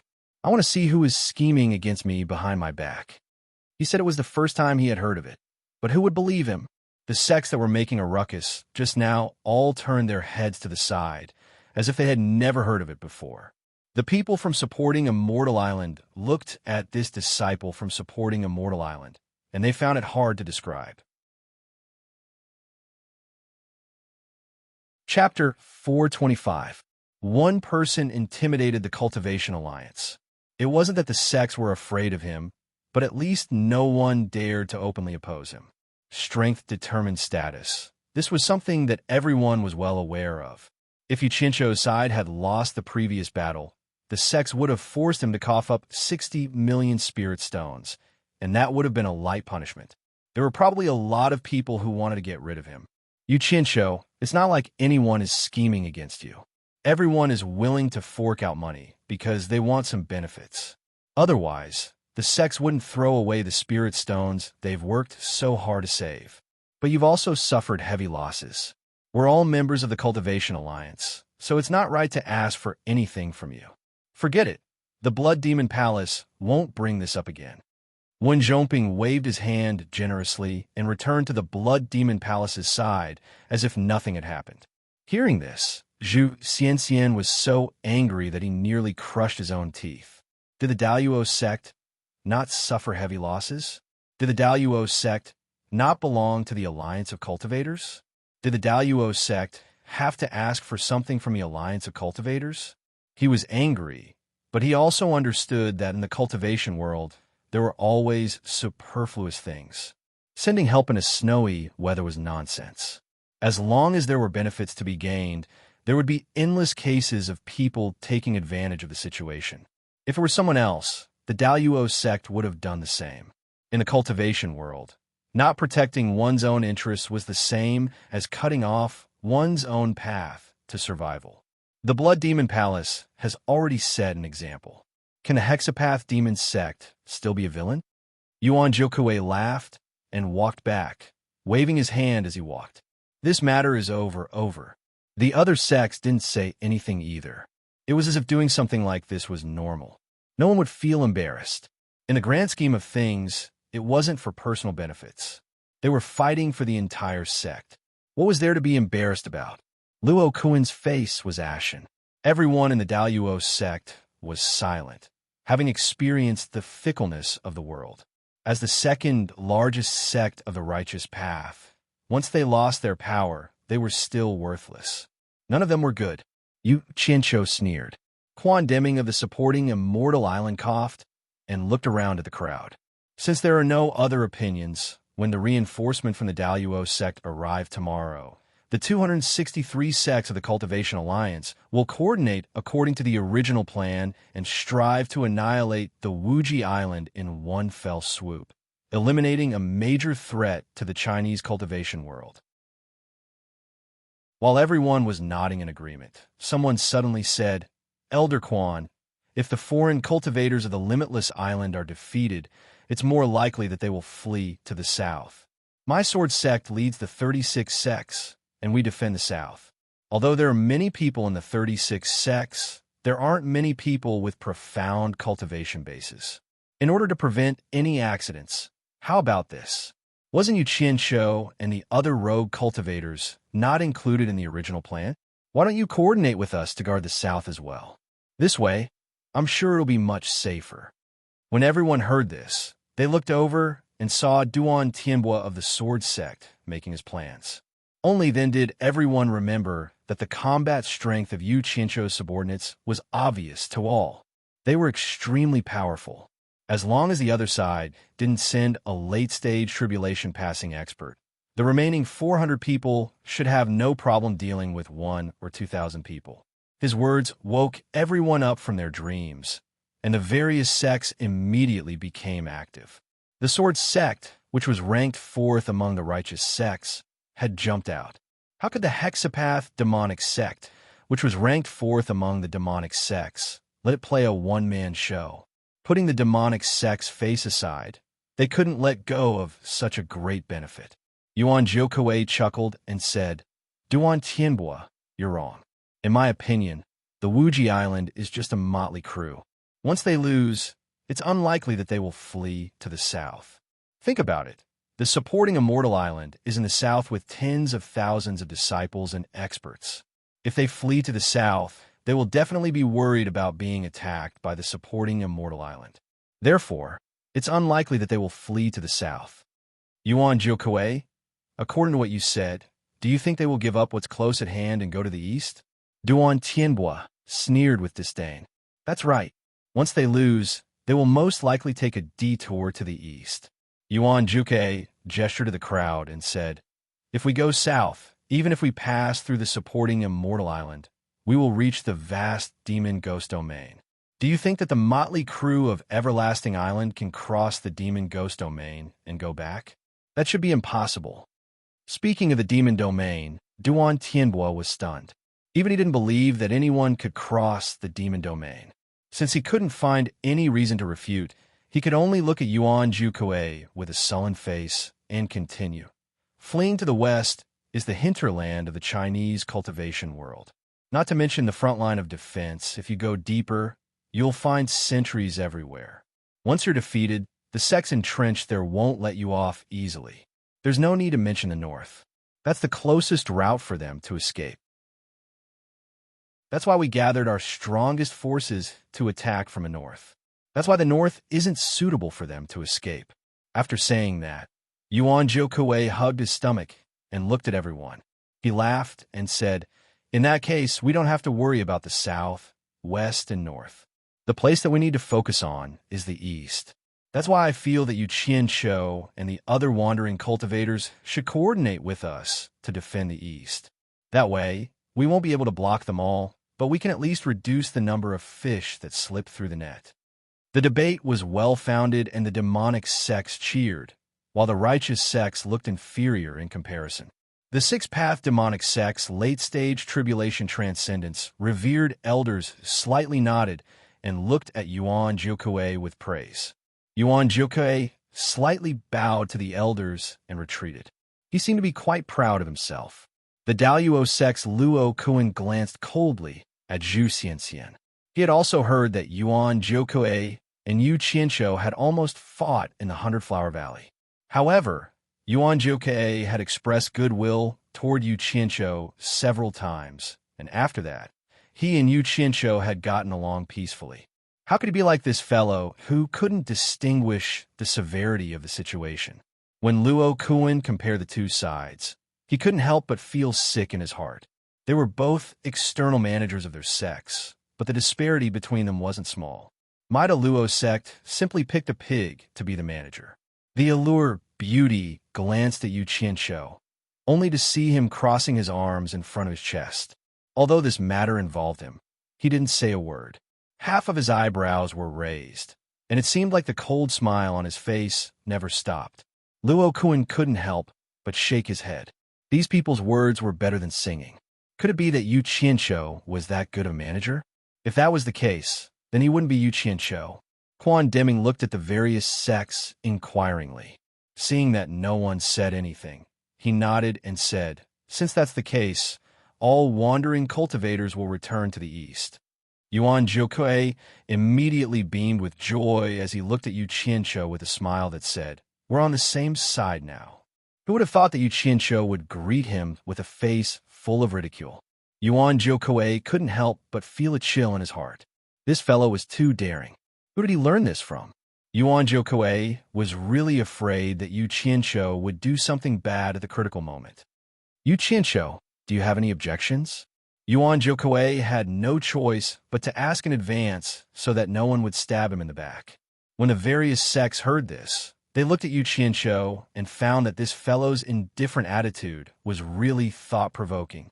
The sword sect's Duan Tianbua was instantly amused. Or rather, he was gloating. Who could make this fellow's decision? As expected, Yu Qianshou looked Yuan Zhoukuei up and down and said in a strange tone, You're asking me what opinions I have? You all turned a blind eye to me and made the decision first. Now you're asking me what opinions I have? It's the first time I've seen such an unreasonable person in the cultivation world. Putting aside Yuan Jiukui's embarrassment, the one who was the most embarrassed was Fuxian Island's Quan Deming. It seemed like he was the one who made the final decision. Quan Deming opened his mouth and said with a bitter smile, "I've been negligent. Yu Qianshou, you don't have to be calculative. If you have anything to say, you might as well say it. I have to give face to Elder Quan, and I've always been an honest person. I won't beat around the bush. Since that's the case, I'll speak the truth. If there's anything unpleasant in my words, please don't take it to heart." Yu Qianshou glanced at the various sects and slowly said, "I've already been schemed against before I even arrived. Whether you all admit it or not, it's a fact that everyone is well aware of. I originally came here with a bellyful of hot-bloodedness. I wanted to do my utmost for the Chinese cultivation world, even if I had to die 1,000 deaths. But there are deaths that are heavier than a mountain, and there are deaths that are lighter than a goose feather. Dying in battle for the Chinese cultivation world is heavier than a mountain, and dying for being schemed against is lighter than a goose feather. Everyone, you've really disappointed me. Since that's the case, instead of leaving me with lingering fear, it's better to let me continue to do my utmost until my death. I think we wandering cultivators shouldn't be included in this matter." The various sects looked at each other in dismay. It turned out that he just wanted to go it alone. Duan Tianbo looked at Yuan Jiukui, who had just spent a lot of time talking but was now in a daze. He couldn't help but smile. "Fight my ass. So what if they won?" Quan Deming frowned and said, "Yu Qianshou, we're all part of the Cultivation Alliance. Before the war, all sects should obey the unified arrangement. It's not good that you guys aren't included. It's true that all sects should obey the arrangement. But the key is that we're wandering cultivators. We don't belong to any sects, so we naturally don't need to follow the rules of the sections." Yu Qianshou said with some emotion, "More than 600 people. We've only just arrived. More than 200 people died in the blink of an eye. If we didn't have some ability to protect ourselves, I'm afraid I wouldn't be able to stand and talk right now. Everyone, it's not that we don't want to follow the rules, but the lesson we just learned with the lives of 200 people is unforgettable. 200 dead people were a bunch of reasons, but what about 1,000 dead people?" Everyone cursed inwardly, their eyes inadvertently glancing at the Deluo sect, who didn't look happy. "You may be wandering cultivators, but since you've already joined the Cultivation Alliance, you should at least do your part. The Cultivation Alliance's budget of spiritual stones." Before Quan Deming could finish, Yu Qianshou waved his hand and interrupted, "Elder Quan, don't worry.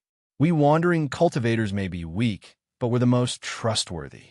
We'll never take money and not work. Even if we're not in the scope of the overall arrangement, we're still loyal. If you don't believe me, just wait and see." "What exactly do you mean? Just say it." Quan Deming didn't want to spar with him anymore. No matter how much he beat around the bush, he wouldn't get anything practical. "It's very simple." Yu Qianshou patted his chest and said, "We wandering cultivators fight independently and look for opportunities on our own. We don't need to be included in the Cultivation Alliance's overall arrangement for the time being. We'll talk about the overall arrangement after our wounded hearts have calmed down a little. What do you think?" All the sects looked at each other, but no one expressed their opinion. They were all wondering how long it would take for their wounded hearts to calm down, especially when it came to looking for opportunities. That was quite unreliable. What if they couldn't find an opportunity? Also, everyone had to pay for the expenses of more than 400 wandering cultivators. The thought of someone taking money without doing any work made no one happy. Although it wasn't a lot, it was still unfair. Quan Deming pondered for a while, then looked at everyone and said, "Fuxian Island isn't in a position to make decisions for everyone. I wonder if anyone has any different opinions?" At that moment, 100 Charm Demon Lady stood up and said with a smile, "I've spent some time with the wandering cultivators, and I'm quite confident in their ability to look for opportunities to fight. Perhaps it's more suitable than our overall arrangement. On behalf of the Pink Sect, I agree that the wandering cultivators fight independently." "Of course you agree. Perhaps you've already slept on the same bed with Yu Qianshou. You're a family. All the sects looked at 100-charm demon lady ambiguously. At that moment, the four major families naturally wouldn't pass on the responsibility. Baishan said in a deep voice, the four major families agree. 10,000 demons had their own plans for Yu Qianshou, so they also agreed. Hexapath demon Sect's Yuan Juke looked around and laughed. It seems like my previous thoughts were a little shallow. Since 10,000 demons agree, then Hexapath demon Sect will also support it. Fuxian Island will listen to everyone's opinions. If anyone has any different opinions, feel free to voice them. Don't let it affect tomorrow's battle, said Quan Deming. Most of the sects remained silent, clearly unwilling to do so. However, no one was willing to offend Yu Qianshou in front of them. This fellow's way of doing things was a little vengeful, and his strength was displayed in front of everyone. There was nothing that couldn't be resolved, so it was best not to provoke him. Everyone expressed their protest with silence. No objection means you agree. Thank you for your understanding and support. Yu Qianshou nodded and turned to Quan Deming with cupped fists. Elder Quan, everyone's opinion is clear. Please make the final announcement. This will give us the right to fight. Everyone's expression twitched. They had never seen someone as shameless as him. Quan Deming looked around in shock and asked in a loud voice, "Are there really no objections from the sects?" He looked around and no one said anything.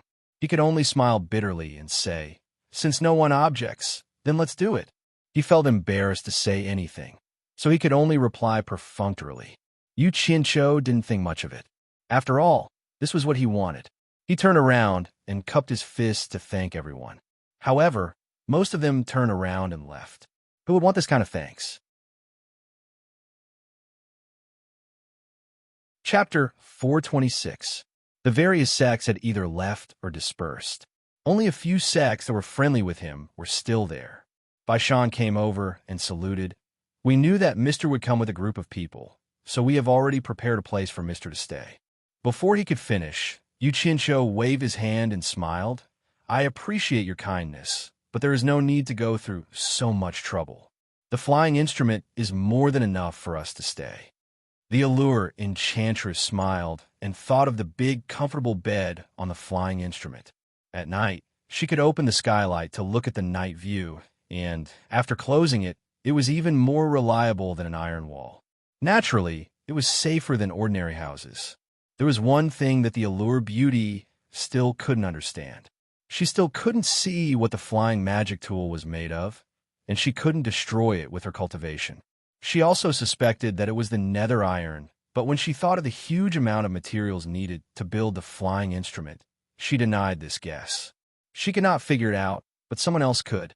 Not long after Yu Qianshou and Zi returned to the flying instrument, a subordinate came to report that the corpse sect's principal elder and 3 consecrators had come to visit. Yu Qianshou was startled. He had never interacted with the people of the corpse sect, so why were they here? Although he could not figure it out, he still went out to greet them personally.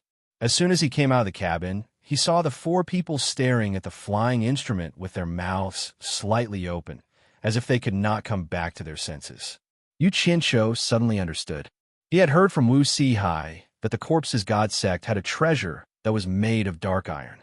Of course, the upper echelons of the corpse's god sect were familiar with dark iron. "For seniors, are you here to see me, Yu Qianshou?" Yu Qianshou had an idea, but he still asked despite knowing the answer. The 4 people came back to their senses, and one of them came out to return the greeting. "I am Taijun Shan, the external principal of the corpse sect, and these 3 are our consecrators." He then introduced the 3 people to Yu Qianshou one by one. They were Jiang Huan, Feng Rutian, and Ji Faming. "Greetings, seniors." Yu Qianshou cupped his fists, turned around, and said with a smile, "I don't even have a place to receive guests here. If the 4 seniors don't mind, why don't you take a seat in the flying mystic instrument?" The 4 of them couldn't wait to go in and take a look. They nodded happily and followed him in. The interior had already been separated by 2 raised panels, and the loose cultivators and the important parts were all blocked. 5 raised chairs were already waiting for the guests. Yu Qianshou didn't want anyone to see what was going on inside. As the 5 of them sat down, Yu Qianqiu smiled and did not say a word as he watched the four of them fumble with the armrests of the seats. He let them slowly touch it to their heart's content and did not disturb them. After a long time, the four of them recovered from the shock. After looking at each other, Tai Junshan shook his head and said with a bitter smile, Yu Qianqiu, since you have these flying mystic instruments, you must know what they are made of.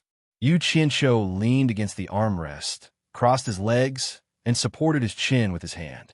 He smiled faintly and said, Of course I know. Senior Tai, if you have anything to say, just say it. I'm used to being honest and not used to beating around the bush. These words made the faces of the four of them twitch. Tai Junshan paused and said, Then I'll say it directly. Yu Qianqiu, if I'm not wrong, these flying mystic instruments of yours are all made of nether iron, right?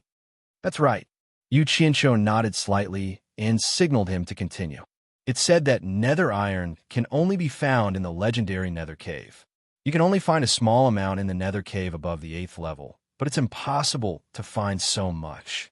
I don't know where you found so much. Can you tell the corpse sect? Tai Junshan asked with a trace of a pleading tone. Why should I tell you for no reason?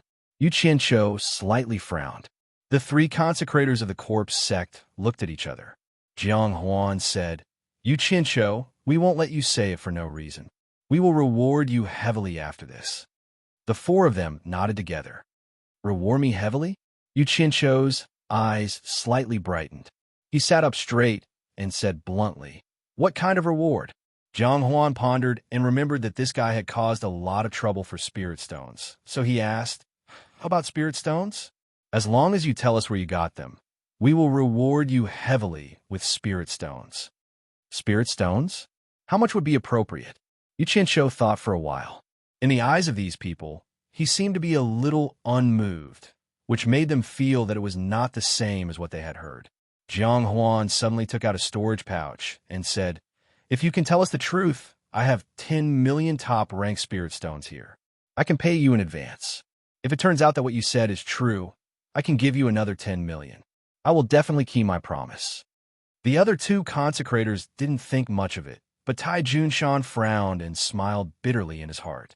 What a generous offer, giving away 10 million right off the bat, and even promised to follow up. Aren't you a little too impatient? Isn't this letting others know that we are thirsty for knowledge? Of course, he wouldn't say it out loud. However, Tai Junshan felt a little headache. These consecrators hadn't been outside for a long time, so their experience in dealing with external affairs was not as good as his. When he first arrived, he wanted to come alone because bringing 3 consecrators would be too eye-catching. However, the 3 old guys were very anxious and wanted to come with him. As an external manager, how could he refuse? 10 million? Yu Qianqiu was overjoyed. He thought, even if I tell you guys you can't go, it would be a waste not to earn this money. However, when he looked at the storage pouch, his expression didn't change, but his pupils shrank slightly. Subconsciously, he quickly swept his gaze across the faces of these people, and his mind quickly began to calculate. Tai Junshan had already noticed Yu Qianqiu's abnormal reaction. His heart skipped a beat and thought, not good. I'm afraid I'm going to be ripped off. However, to his surprise, Yu Qianqiu gently pushed the storage pouch in front of him back and shook his head. A gentleman loves money, but he gets it in the right way. Yu Qianqiu, may not have a good reputation, but I still have a bottom line. I can't just casually say some words to earn your spirit stones. This goes against the way Yu Qianqiu, conduct. When he said this, everyone was shocked. 10 million was indeed a lot, but he actually rejected money that was given to him. This was too different from the rumored Yu Qianqiu. Jiang Huan was shocked. Could it be that you're too idle? Did Senior Jiang really think what I said was a joke? Yu Qianqiu shook his head and sighed. He lamented, Looks like everyone's misunderstanding of me is not just a little bit deep. A misunderstanding is a misunderstanding. As long as you have a clear conscience, I only earn the money that I should earn. Even if you give me 10 billion spirit stones, I won't take a single one. He rejected the spirit stones that were already in his hands. Coupled with these words, everyone immediately felt a sense of respect for him. Only Tai Junshan asked doubtfully, Could it be that you have something that you can't say? or that you can't easily tell us the place where you can collect nether iron. Those who know what I know are my worries. Those who don't know me are asking for something. Looks like Elder Tai still has some doubts about me. Forget it. I don't need to defend myself anymore. Yu Qianqiu shook his head with a sorrowful expression. He looked around at everyone and said, I can tell you the place where you can collect nether iron, but don't mention the spirit stones again. Otherwise, it would be an insult to me, Yu Qianqiu. There's such a good thing? As everyone looked at each other, Yu Qianqiu said seriously, since Elder Tai knows about the nether cave and mentioned the 8 nether cave, how could you not know about the 9 nether cave? The 9 nether cave? Everyone was speechless. Tai Junshan hurriedly asked, It's not that I haven't heard of the 9 nether cave, but even if there is such a place, the legends say that it is extremely powerful. I'm afraid that no one can enter, so I didn't mention it. Could it be that the nether iron used to make these flying magic tools comes from the 9 nether cave? That's right. It is the 9 nether cave. Yu Qianqiu nodded. Everyone looked at each other speechlessly. Tai Junshan said in a low voice, You're not joking, right? Rumor has it that the 9 nether cave is the passage to the ghost world. It is said that even the legendary soul formation cultivators can't enter it. How could anyone go in and collect nether iron? Humans can't go in, but it doesn't mean that other things can't. Yu Qianqiu smiled faintly. Everyone was confused.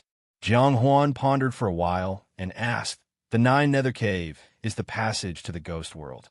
You mean could it be a ghost cultivator? Senior Jiang is so knowledgeable. Yu Qianqiu first flattered, then nodded and said, That's right, a ghost cultivator. Moreover, a ghost cultivator with an extremely high level of cultivation. Normal ghost cultivators can't enter it. Tai Junshan pointed at the flying magic tool and said, For what you said, could it be that the nether iron used to make these flying magic tools were all collected by ghost cultivators from the 9 nether cave? This ghost cultivator, with such a high level of cultivation, could do this for you? He clearly didn't quite believe it. Yu Qianqiu smiled faintly and had his own explanation.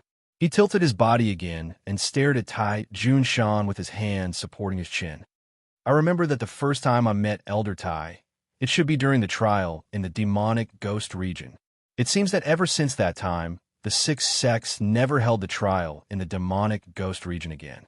That's right, we did meet once, but you were still a little disciple of Fuxian Island at that time. Who knew that now? Tai Junshan shook his head emotionally. The little disciple from back then had achieved something that even he couldn't hope to achieve. His improvement was godly. Yu Qianqiu nodded and smiled. I still remember that many disciples of each sect were captured by a ghost king with extremely powerful cultivation.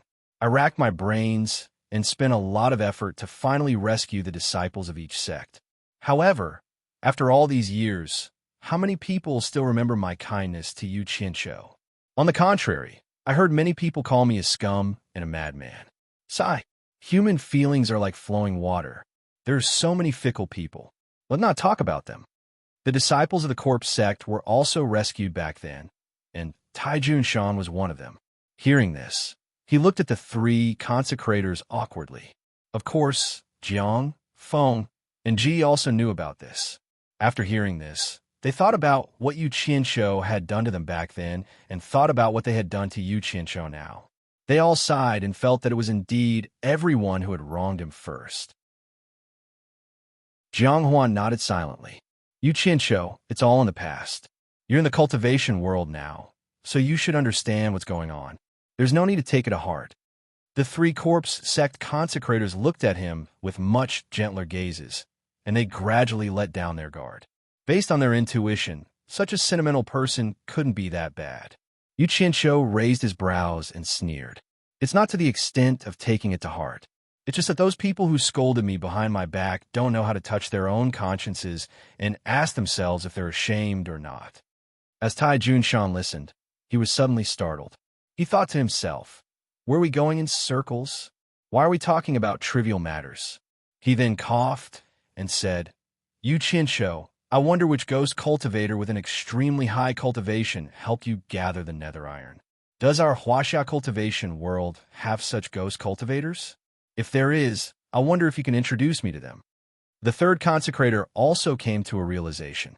The topic had gone too far, and he almost forgot the purpose of this trip. More communication could reduce misunderstandings. Yu Qianqiu smiled knowingly and shook his head. Elder Tai, didn't I just tell you about that ghost cultivator with an extremely high cultivation? Why are you asking again? Did you just say it? Tai Junshan looked at the three consecrators who were also confused. He knew that they probably didn't get it either, so he lowered his head and pondered. He recalled every word that Yu Qianqiu said just now. After a long time, he suddenly raised his head and said in shock, "The ghost cultivator you mentioned is... Are you referring to the Ghost King who captured the disciples of the various sects during the trial in the Demon Ghost region?" The three consecrators suddenly came to a realization and exclaimed in unison, "Ghost General!" Yu Qianqiu nodded and said, "During the trial in the Demon Ghost region, I was able to rescue the disciples of the various sects not because of my high cultivation, but because I got along well with the Ghost General. Therefore, he gave me some face and let the disciples go. Since I was chased out of Fuxian Island, many people wanted to kill me. There was no place for me in the cultivation world of China. I was forced to take the risk and go to the Demon Ghost region alone." The few of them looked at each other. No wonder the various sects couldn't find this guy. Even the Daluo sect couldn't find him when they sent people to look for him. It turned out that this guy had hidden in the Demon Ghost region. Who would go to that place to look for someone? It seemed that this guy had really gone all out to save his own life. Sigh.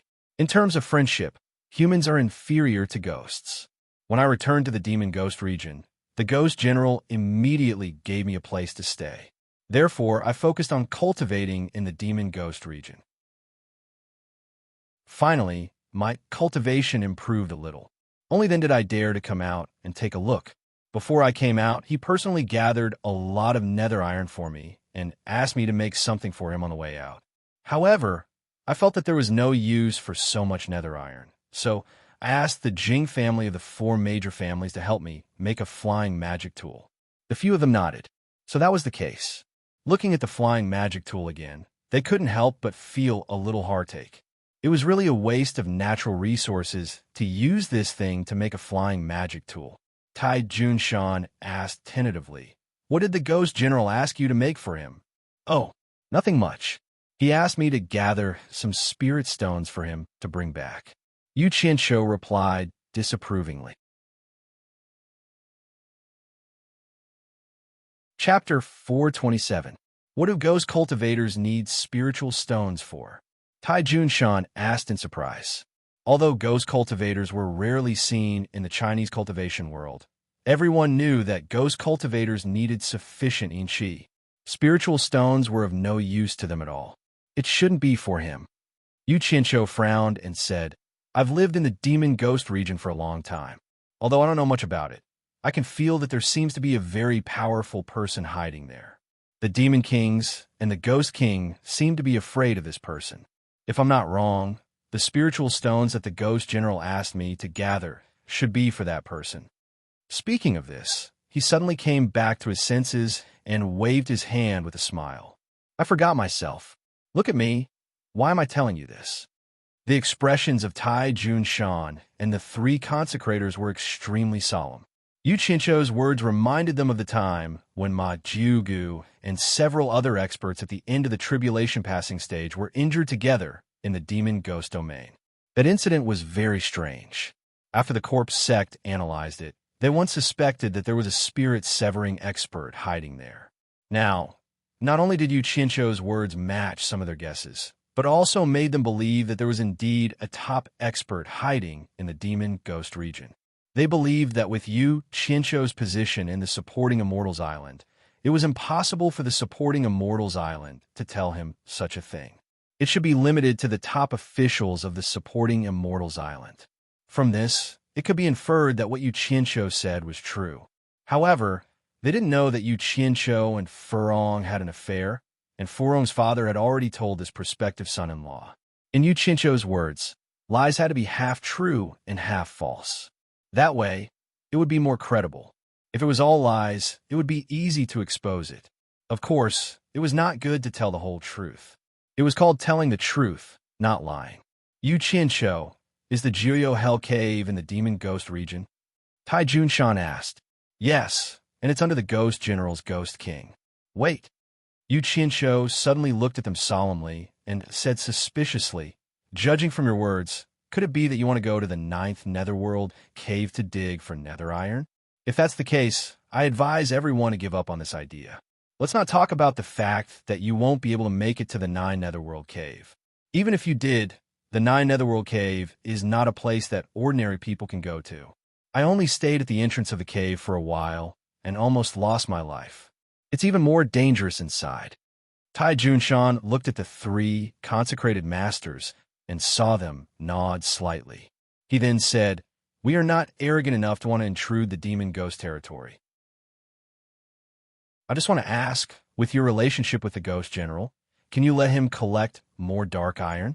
The Corpse's God Sect is willing to trade with the Ghost General with spirit stones. Yu Qianshou shook his head and said, the Ghost General said that with his cultivation, he wouldn't dare to go in often. He's afraid that something might happen. I can't guarantee that I won't be able to persuade him. Moreover, I'm too embarrassed to ask him to take such a risk. If he had agreed immediately, they might have been a little suspicious. But this refusal made them even more certain that what he said was true. Jiang Huan handed over the storage bag in her hand and said, Yu Qianshou, you only need to ask Ghost General. Whether it's done or not, this 10 million is yours. To be honest, Yu Qianshou really wanted to take this free money, but he still gritted his teeth and refused. No need to pay. After this battle, I can ask Ghost General. As for whether it's done or not, I can't guarantee it. They didn't expect him to refuse money that was given for free under such circumstances. It seemed like the rumors in the cultivation world were a little exaggerated. Yu Qianshou, are you selling this flying instrument? Tai Junshan touched the armrest of his seat and suddenly asked.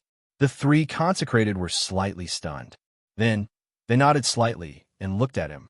F***CK. They're really unscrupulous. Yu Qianshou shook his head and said, it's not a question of whether I'm selling it or not, but I can't sell it.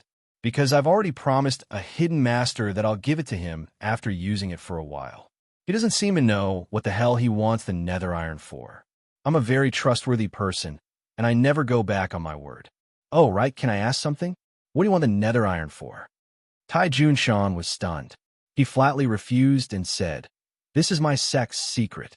It's not convenient for me to reveal it. Then he asked, may I know which hidden master also needs the nether iron? Yu Qianshou sneered in his heart. They kept their own secrets to themselves, but they were so open about other people's secrets. They were really selfish people.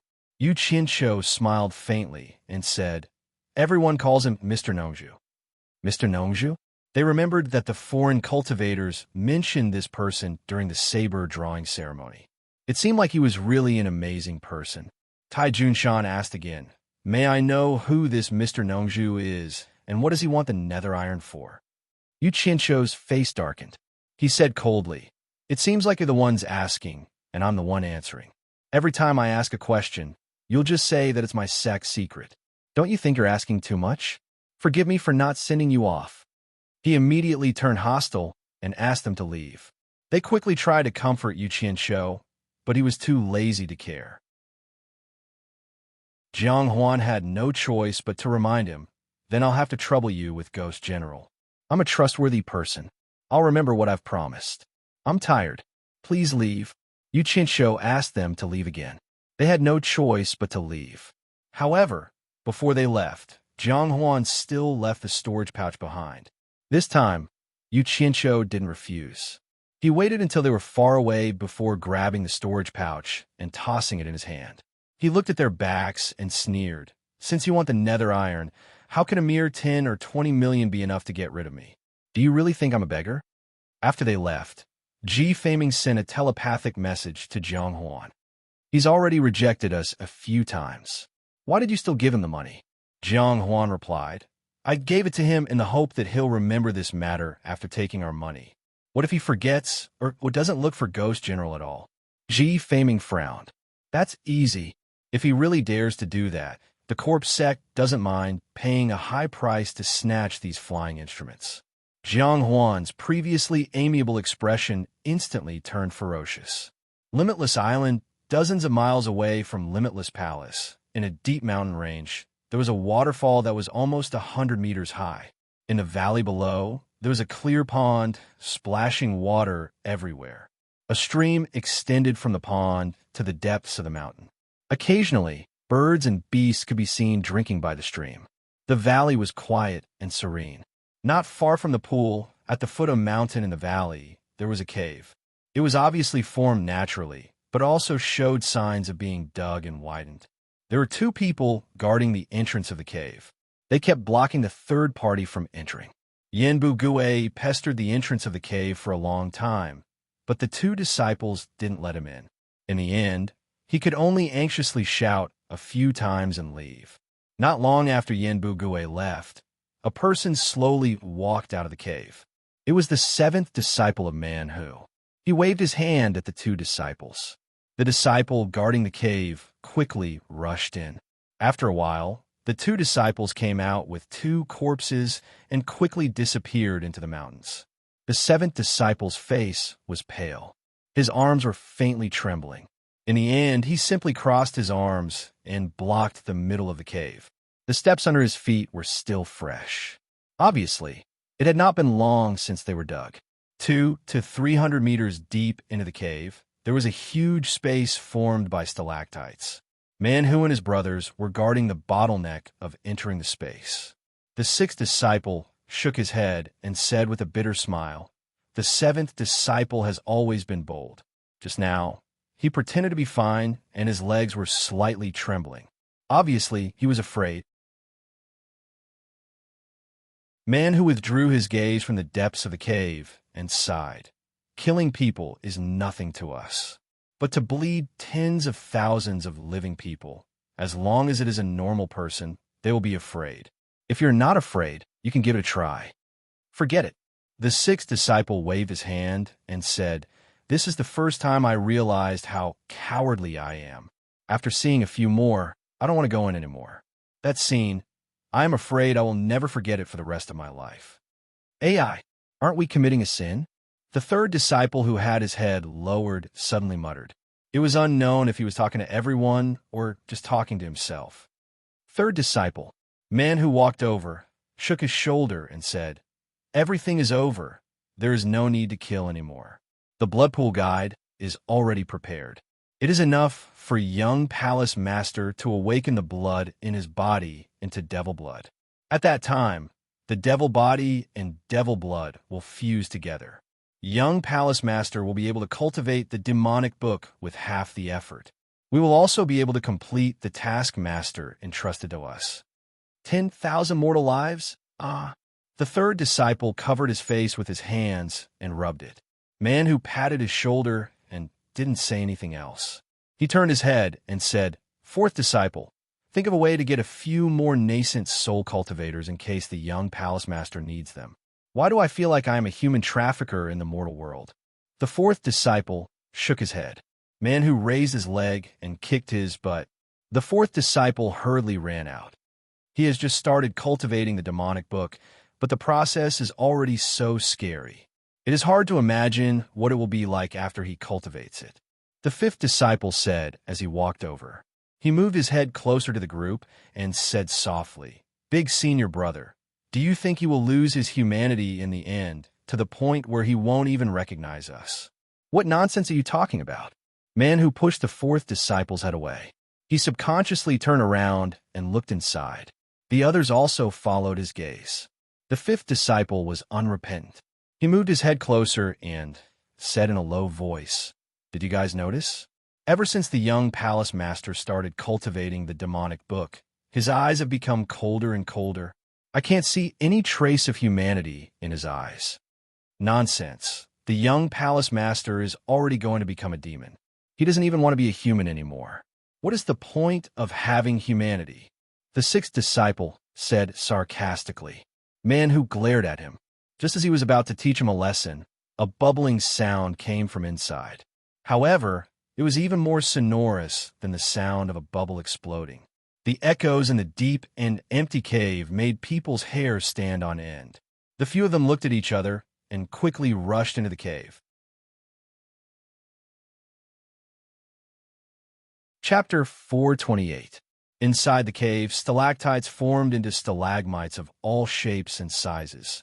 Some were thick, some were thin, some were long, some were short, some were exquisite, some were ferocious.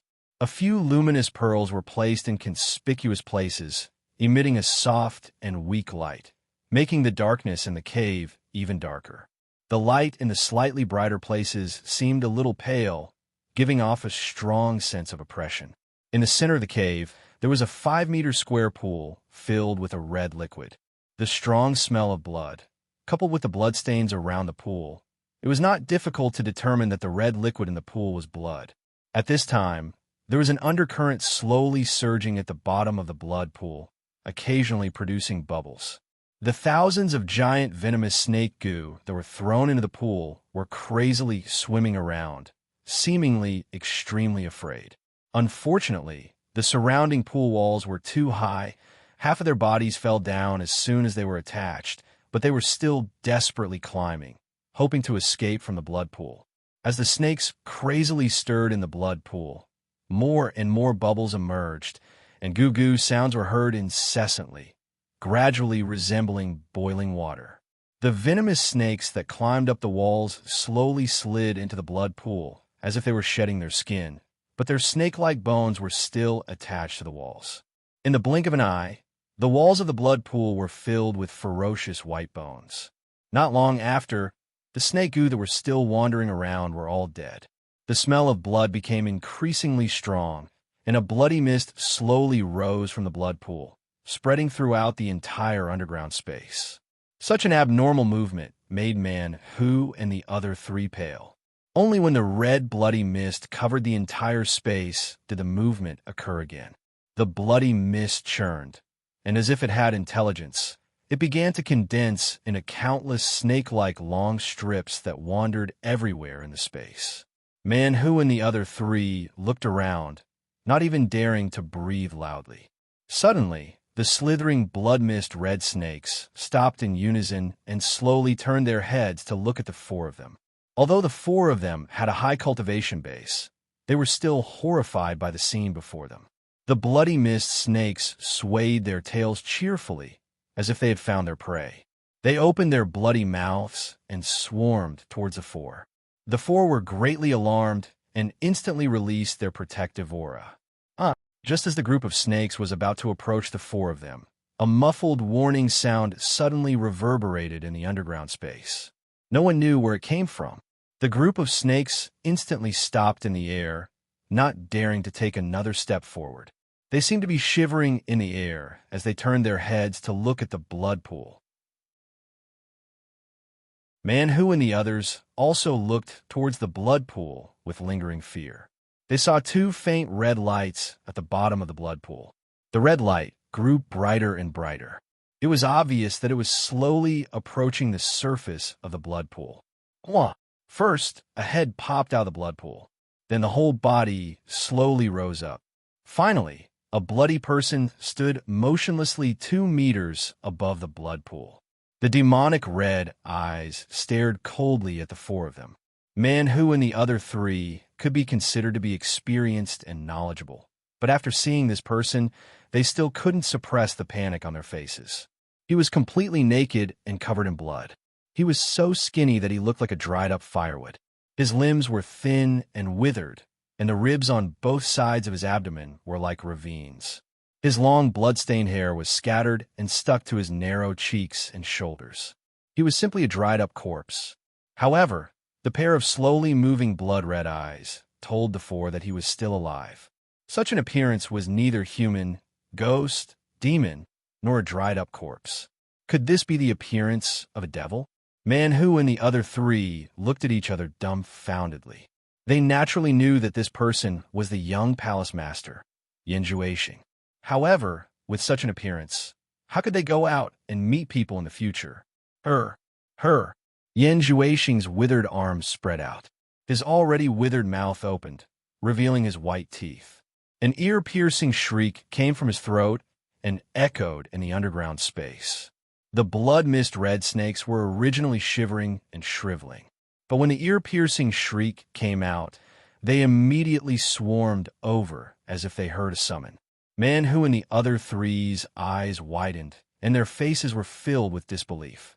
Yen Juexing's wide, open mouth was like the mother hole of a group of snakes. The blood-mist red snakes couldn't wait to burrow into his mouth one after another. On the other hand, Yen Juexing's mummified body was gradually swelling up. The blood on his body was also dripping into the blood pool. The disgusting scene made people want to vomit. When the last blood-mist red snake was swallowed, Yen Juexing closed his mouth. The demonic red light in his eyes gradually disappeared, and he returned to a normal person's calmness. Although he was still naked, his full body was like a normal person's. The only difference was that his body was covered in blood. Manhu and the other three looked at each other. Although they still had lingering fears, they finally heaved a sigh of relief and retracted their aura barrier. Yen Juexing, who was floating in the air, lowered his head and looked at his body. Suddenly, his figure flashed, and he directly flew out of the cave. He can fly in the air. He has already reached the crossing calamity stage. His progress is really fast, as expected of someone who cultivates the demonic book. Manhu exclaimed. Third brother nodded slightly and said, according to the demonic book, he should now be in the demon general stage. After advancing by leaps and bounds and breaking through to the soul formation stage, he will be in the demon king stage. I wonder what the great demon king stage will be like after that. Bang! Suddenly, a loud sound came from outside. The sound echoed in the cave. The four looked at each other. Don't talk nonsense. Let's go and see what happened. Manhu waved his hand, and the four flew out of the cave. As soon as the four of them came out of the cave, they saw a big hole on the side of the cave opening. There was a crashing sound inside, and they saw seventh brother rushing out with his face covered in dirt. He shouted angrily, "Who attacked us?" He turned around and saw his four senior brothers looking at him in surprise. He was stunned and said, "Did you guys hit me?" The four looked at each other and didn't pay attention to him. They all looked around. After a while, their gazes all focused on the big boulder under the waterfall. They saw Yen Juexing sitting naked under the waterfall, letting the waterfall hit him. His red body was washed clean. A strong and majestic body welcomed the impact of the waterfall freely. If it wasn't for the fact that they were familiar with his face, they would have thought that they saw the wrong person. Yen Juexing's body was originally thin and weak. Now he was so strong. It was unbelievable. After waiting for about an hour, Yen Juexing fiercely dove into the deep pool. He came out of the water not far away from them. After climbing ashore, he walked towards them naked. His skin was white and tender. It was better than a woman's skin. The four couldn't help but look at Yen Juexing's lower body again. They saw that his penis seemed to have grown a lot. They couldn't help but secretly click their tongues. This demonic book really had many miraculous effects. Manhu threw a storage pouch to Yen Juexing. He asked with an ugly expression, "Young palace master, did you make a move on my 7th junior brother?" He could endure other things, but he couldn't help but ask about it when he made a move on his junior brother. Yen Juexing took out some clothes from his storage pouch. As he wore them, he said indifferently, "When I came out earlier, I suddenly saw someone blocking the center of the cave. He didn't look like a guard. I thought it was someone trespassing, so I made a move. When I discovered it was your 7th brother, although it was too late, I still managed to reduce most of the force. Otherwise, he would have been heavily injured even if he didn't die from my little devil fist. How could he still be standing here?" After he wore his clothes, he tidied up his hair and immediately turned back into a refined and handsome young man. He then looked at Manhu indifferently and said, "State Preceptor, don't take it to heart. It was an unintentional move. It was a misunderstanding earlier." They turned back to look at their junior brother. 7th brother touched his body and smiled widely. "I'm really fine. Haha. However, the force of that punch wasn't small. It made my blood boil, and I almost vomit." Seeing that his junior brother was fine, Manhu frowned and said, "Since it was a misunderstanding, then forget it. All right, congratulations on awakening the devil blood, young palace master. The other junior brothers congratulated him. This is all thanks to State Preceptor's generous gift of the Devil Book. Yin Juexing looked around at the green mountains and rivers and sighed. Devil Book, Devil Book. It truly deserves to be called a classic. In the current cultivation world, people are divided by their cultivation. Occasionally, there are some good techniques that can be used to establish a sect. They are all frogs at the bottom of a well. Young palace master, you must not be careless. The cultivation world is filled with hidden dragons and crouching tigers. Those top experts are all talented people. Most of them have researched one or two techniques that they are good at. They are not something we tribulation passing stage can compare to. Man who solemnly warned. Oh, are they the spirit-severing experts you mentioned? Yin Juexing asked indifferently. That's right. Man who nodded and said, those people's abilities are beyond the reach of the world. They're already standing at the peak of this world. The so-called final stage of tribulation passing stage is nothing but an ant in their eyes. State Preceptor, there is something I don't understand. China's cultivation world is so big, but why isn't there a single spirit-severing expert? On the contrary, in your tiny country, almost every country has a spirit-severing expert. Yin Juexing turned his head and asked, logically speaking, with such a large proportion of cultivators in China's cultivation world, there should be many experts. Why isn't there any? Could it be that different places raise different people? China's soil can't raise spirit-severing experts? This is really puzzling. I hope State Preceptor can dispel my doubts. The junior brothers looked at each other awkwardly. Man who shook his head and smiled bitterly. That's not the case. In fact, most of the spirit-severing experts came from China's cultivation world and originally lived in seclusion there. However, more than 1,000 years ago, a madman suddenly appeared in China's cultivation world. He went around looking for spirit-severing experts to spar with. Those spirit-severing experts were so annoyed by his harassment that they all moved out of China's cultivation world for peace. So that's how it is. Yin Juexing nodded and asked in a doubtful tone, then can I understand it this way? None of the spirit-severing experts in China's cultivation world was a match for that madman, so they were forced to flee? Maybe that's possible. I don't know the specifics. Man who awkwardly touched his forehead. Wasn't his master also scared away by that person?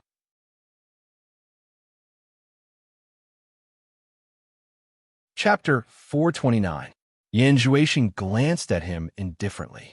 He could roughly guess what was going on, so he didn't linger on this topic. Instead, he said, I want to find a suitable place to cultivate the raging inferno devil wind, and I need the netherworld fire to refine it. Does State Preceptor know where the 9th netherworld cave is? The 9 netherworld cavern. The few of them cried out involuntarily. The Marshall brothers looked at each other. Why? Is there a problem? Yin Juexing asked in surprise. Man who shook his head helplessly. The 9th netherworld cave is indeed a place, but I advise you not to go there. You should cultivate other techniques first. It won't be too late to go when young palace master's cultivation is successful, or if you drag it out for a few years. Yin Juexing was puzzled. Why is that? The raging inferno devil wind is an extremely powerful defensive technique. I hope to master it as soon as possible.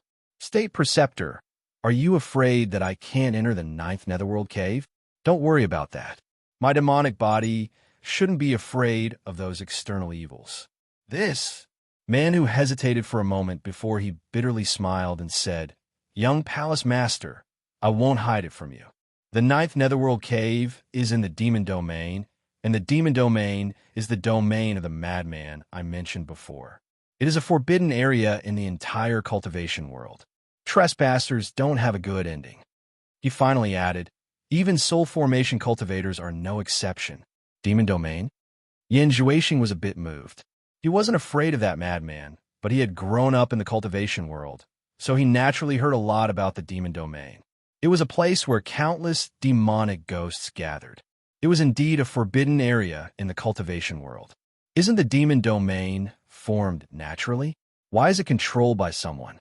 No matter how calm Yin Juexing was, he couldn't help but ask in surprise, what kind of person is that madman you're talking about? The soul formation cultivators are afraid of him. But why are so many demonic ghosts under his control? Speaking of that madman, the expressions of the senior and junior brothers were indescribable. Man who said in a deep voice, "This person is known as the world's #1 expert. He's this generation's punishment envoy of the demon domain. His cultivation is unfathomable." There were once 16 soul formation cultivators who joined forces to fight him, but they all died in his hands. Until now, no one in the world is his match. The world's #1 expert. Yin Juexing mumbled to himself.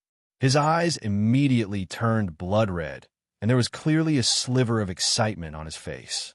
After a long time, his eyes returned to normal. He slowly let out a breath and said, "In the future, I must seek guidance from this world's #1 expert. Otherwise, I would have wasted my time in this world." Man who repeatedly waved his hand and said, "Young Palace Master, please don't be impulsive. This person's cultivation has already exceeded the scope of a deity transformation expert. Although the young palace lord had cultivated the demonic book, she had yet to master it. With young palace master's current cultivation, I'm afraid you won't even be able to last half a move against him. You must not act blindly without thinking." Yin Juexing smiled and shook his head. "Although I'm confident that I can meet him in the future, it's not now. I'm not that arrogant." The few of them heaved a sigh of relief, but then they heard him say, "Since it's not convenient for us to cultivate the great body protection technique for now, we'll have to first forge a suitable transcendent artifact. In the demonic book, there's a transcendent artifact called the Bloodthirsty Demon Blade. However, I don't know where to find the materials to forge it. I suspect that it's the bloodthirsty pearl of the Demon Blood Palace. Does the state preceptor have a way to help me obtain it?" "That's not a problem. As long as the Chinese cultivation world is defeated, the bloodthirsty pearl will be easily obtained." Man who nodded. "I've been in seclusion for many days. I wonder how the war is going. Let's return to the Limitless Palace." Yin Juexing called out to the few of them and quickly flew towards the Limitless Palace. In the Limitless Palace, cultivators from various countries could be seen everywhere. However, everyone seemed to not care about Palace Master Yanbu Gui. They casually discussed with each other and made a decision. Although Yanbu Gui was sitting in the middle, he was obviously left to the side. Nothing required his consent. After Yin Juexing and the others arrived, they strode into the palace. Man Hu and his senior brothers followed closely behind him. They looked exactly like Yin Juexing's subordinates. The cultivators from various countries were slightly shocked. They discovered that Yin Juexing's cultivation had actually reached the early stage of tribulation passing. His cultivation speed was too fast. Seeing his son return, Yanbu Gui immediately became spirited. Man Hu and the others were his son's hardcore followers. With their arrival, things would be easier. However, he immediately displayed the dignity of a father and said in a deep voice, "I wanted to see you, but I was stopped time and time again. What is the meaning of this?" Yin Juexing glanced at Man Hu and the others. He bowed and said, "Father, please forgive me. I'm at a crucial point in my cultivation. I really can't be disturbed. That's why I refuse to let anyone in." "That's right. I heard that father was going to fetch mother and sister. I wonder how things are going." After he said that, a few sneers came from the surroundings. Yin Juexing suddenly looked back, and a pair of cold and emotionless eyes immediately suppressed the sneers. He then turned back and asked, "Father, did something happen?" Yanbu Gui slowly told him what happened that day. When he talked about Yu Qianzhou's attack, his expression was as if he wanted to skin him alive. That's true. If it wasn't for Yu Qianzhou's interference, Bai Hua Fairy and Yin Zixia would have already been kidnapped to Everlasting Island. Yu Qianzhou again? From Father's words, it seems that Yu Qianzhou purposely let Father go. Yin Juexing frowned as he said that, as if he couldn't understand why Yu Qianzhou would do that. Then he turned around and looked at the old man in brocade robe. He said indifferently, "Senior Chong, you dare to take my mother and sister hostage?" The old man in brocade robe was also shocked by his cold eyes. But he wasn't afraid of Yin Juexing. He stroked his beard and smiled. I was forced to do that. If I didn't do that, I'm afraid your father and I wouldn't be able to return. Yin Juexing, hearing you say that, do you think I did something wrong? What do you think? Yin Juexing asked expressionlessly. The old man in brocade robe squinted his eyes as he looked at Man Hu and the others. One of the disciples next to him sneered, "You really don't know what's good for you. No wonder you became a stray dog. Look at my eyes." Yin Juexing suddenly shouted coldly at the disciple who spoke. His eyes suddenly turned into a demonic blood-red color, and there was a faint red glow in them. The people in front of him subconsciously stared at his eyes and instantly felt their minds go blank. The disciple's expression was even more sluggish. Taking advantage of the moment when everyone was in a daze, Yin Juexing immediately turned into a phantom and disappeared. The old man in brocade robe had a high cultivation, so he was the first to wake up. He shouted, "You dare!" and fiercely reached out his claw to grab the phantom. But the phantom returned as fast as it came. Everyone was awakened by his shout. They saw that the disciple next to him didn't even make a sound before he fell straight down. There was a big hole in his abdomen, and blood flowed out nonstop. Everyone was shocked. When they turned around to look at Yin Juexing, they saw that he was holding a fist-sized phantom of an infant in his blood-stained hand. He stuffed it into his mouth and swallowed it with a gulp. Such a disgusting scene of swallowing an infant made everyone feel nauseous. Yin Bugue was initially excited by his son's agile skills, but who knew that he would see such a scene? His face instantly turned pale. Swallowing a nascent soul, everyone immediately had the same thought. The old man in brocade robe was also shocked. He immediately pointed his finger and shouted, "Evil doer!" As soon as he finished speaking, his figure flashed. Yin Juexing lightly floated backwards. Man Hu and the others did not hesitate to block in front of him. Man Hu pushed his palm and shouted, "Chong Mandong, stop. Otherwise, don't blame us for being impolite." The old man in brocade robe, Chong Mandong, also knew that he wasn't a match for them. After stopping, he pointed at them and said, "I was wondering why I kept seeing cultivators' corpses floating on the sea. All of them either had their nascent soul or their core formation removed. I was puzzled. So it was all done by this evildoer. Man Hu, what are you guys doing?" Yin Juexing wiped the blood from the corner of his mouth and sneered, "If you dare to speak rudely again, I don't mind taking out your nascent soul to have a taste." The group of people in the hall looked at each other. This was the first time they saw someone swallow a nascent soul. Yinbu Gue was already so shocked that he couldn't speak. Man Hu turned around and cupped his hands. "Young palace master, please calm down. Brother Chang's cultivation is profound. It will only be beneficial for us to attack the Huaxia Cultivation Alliance." "Ha! Good." Chong Mandong was so angry that he laughed. "Man Hu, from what you said, do you think I'm not a match for this evildoer? Brother Chong, don't misunderstand. I just don't want everyone to." Before Man Hu could finish, there was a sudden dong, dong, dong sound of alarm coming from outside. Everyone's expression changed. A person flashed into the hall and reported to everyone, "A large number of cultivators are quickly approaching our Wuji Island. It should be the Huaxia Cultivation Alliance. They want to launch a large-scale attack on us." There was no need to say anything more. This was related to everyone's interests. Everyone in the hall almost instantly flashed out, leaving only the old man in brocade robe, Man Hu, and the others facing each other. Man Hu immediately said, "Brother Chong, the overall situation is more important. Don't forget your master's instructions. Yin Juexing, I'll settle this score with you later." Chong Mandong waved his sleeve and disappeared from the hall. Yin Juexing sneered. Together with Man Hu and the others, they flashed to the outside of the palace and looked over. From the north, they saw a black mass of people blotting out the sky and covering the earth. In an instant, countless people from Limitless Island rose into the sky and quickly went to meet the invading enemies.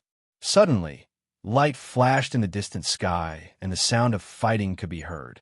In the sky, not too far away from the group battle, four flying artifacts stood side by side. One of them had its front and back cover opened.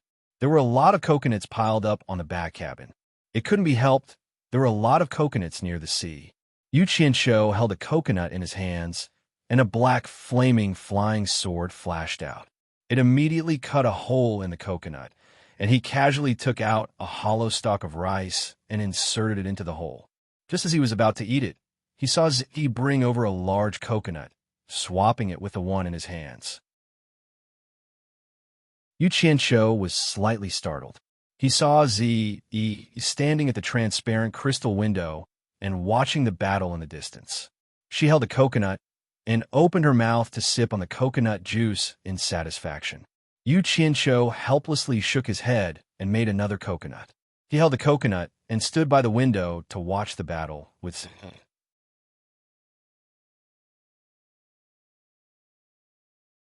Chapter 430. The confrontation was very fierce. It had only just begun, but it had already reached its climax. But it made sense. Everyone was fighting with their lives on the line, and no one would show mercy. The vibrating brilliance was as gorgeous as fireworks. Violent explosions, angry shouts, and miserable screams rang out incessantly.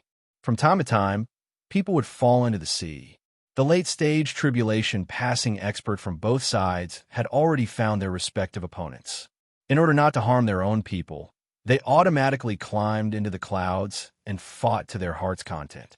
The nascent soul cultivators were in the middle, while the core formation cultivators were at the bottom. As for the foundation establishment cultivators, neither side had any in their lineup. In such a chaotic battle, the foundation establishment cultivators were simply courting death. In any case, both sides had found their corresponding opponents. After all, those with low cultivation levels wouldn't fight with experts.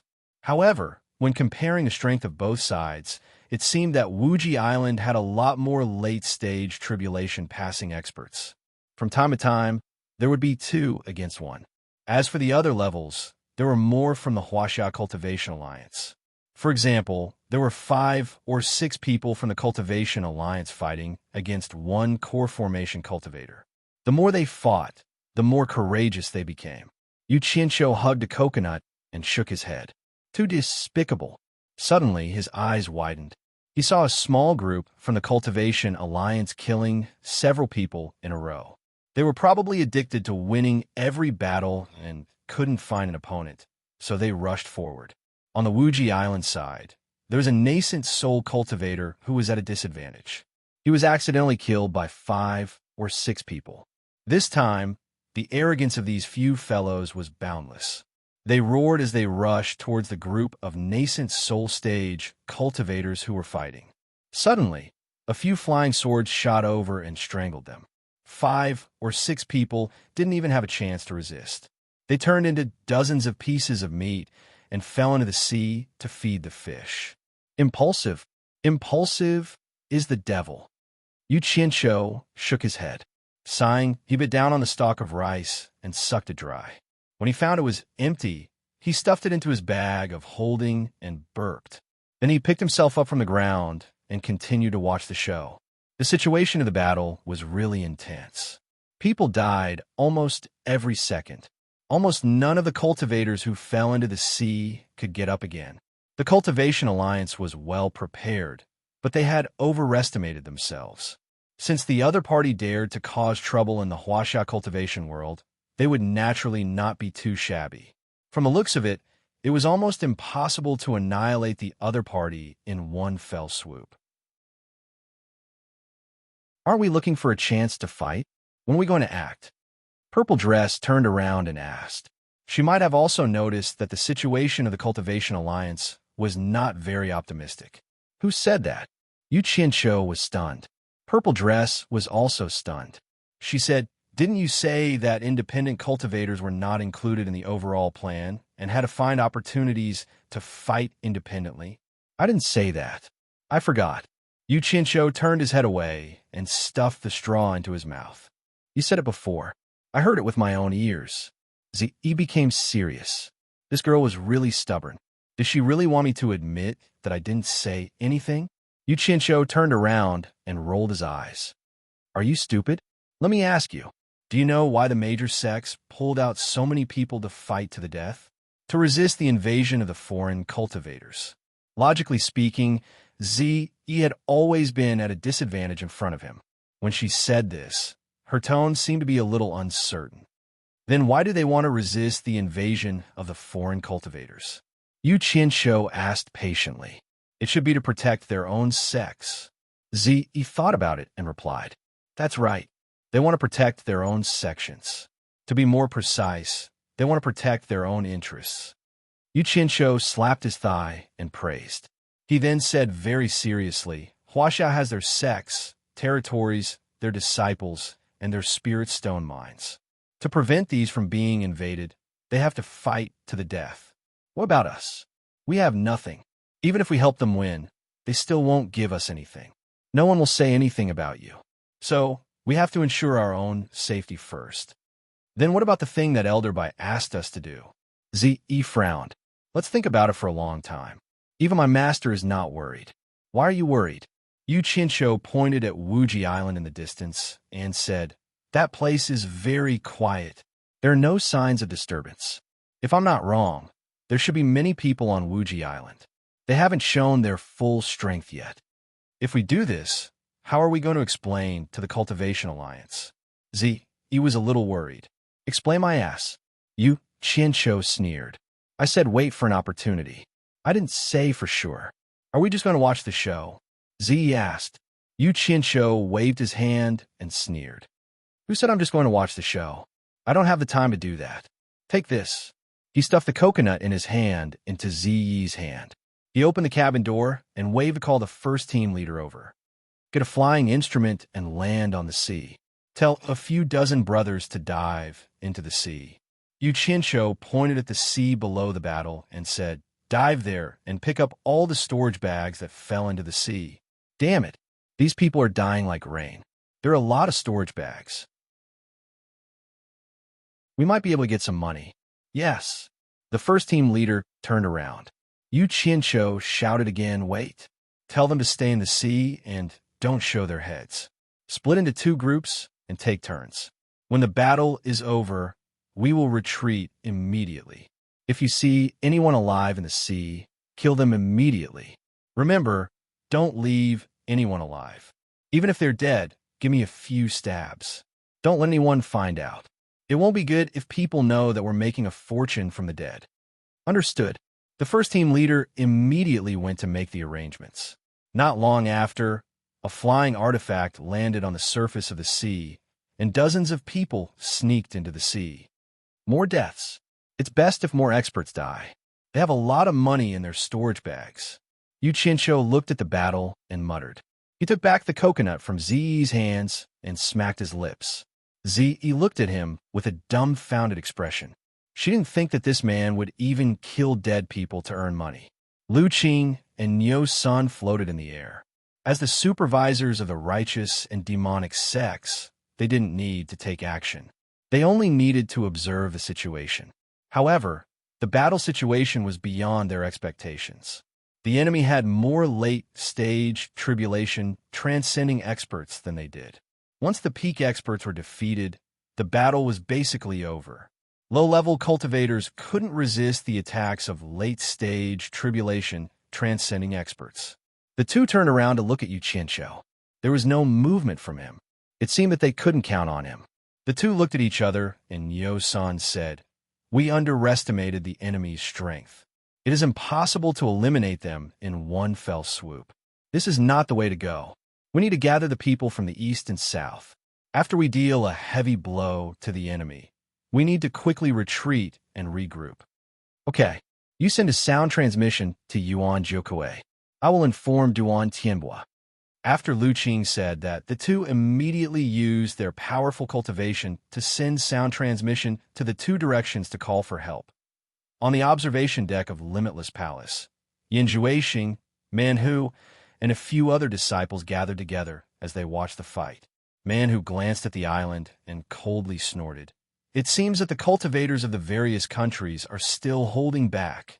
Yin Juexing looked back at him with a profound gaze, as if saying, you are also the same. Manhu saw his gaze and immediately explained, young palace master, please don't misunderstand. To us, you are the most important. We must leave behind a considerable amount of strength to protect you.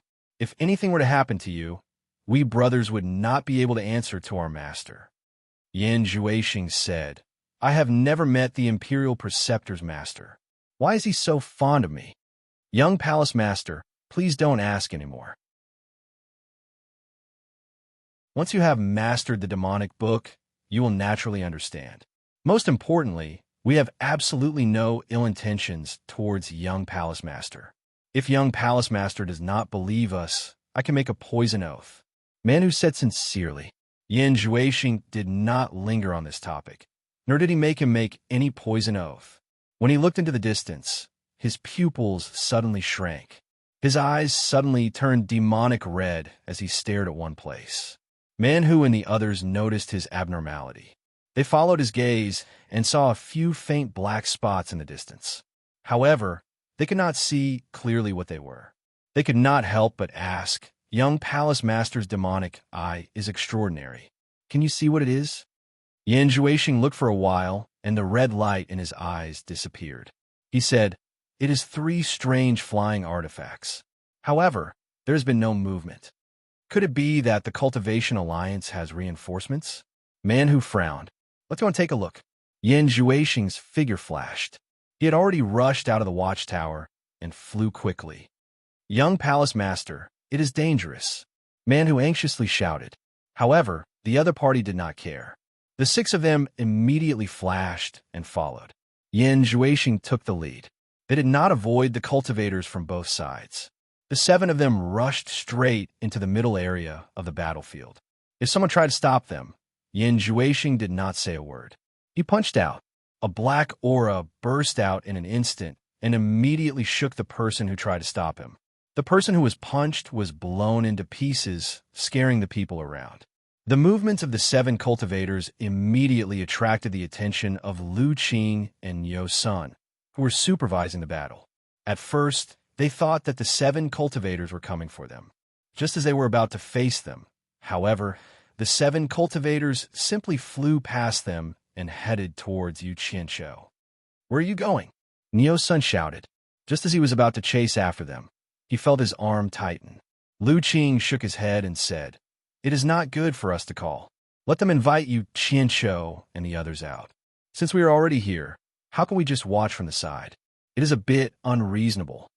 Yu Qianqiu, who was hiding in the flying artifact, was rubbing his round belly and burping comfortably. Yi, who was at the side, warned, Someone is coming for us. We are the peace first. Why are they coming for us? Who would be so bored? Yu Qianqiu looked over and saw 7 figures appearing in an instant. They were floating outside the transparent crystal window and looking at him. Yan Juexing and the others saw the 2 transparent big guys from afar. They did not know that the people inside were old acquaintances. They immediately looked at each other.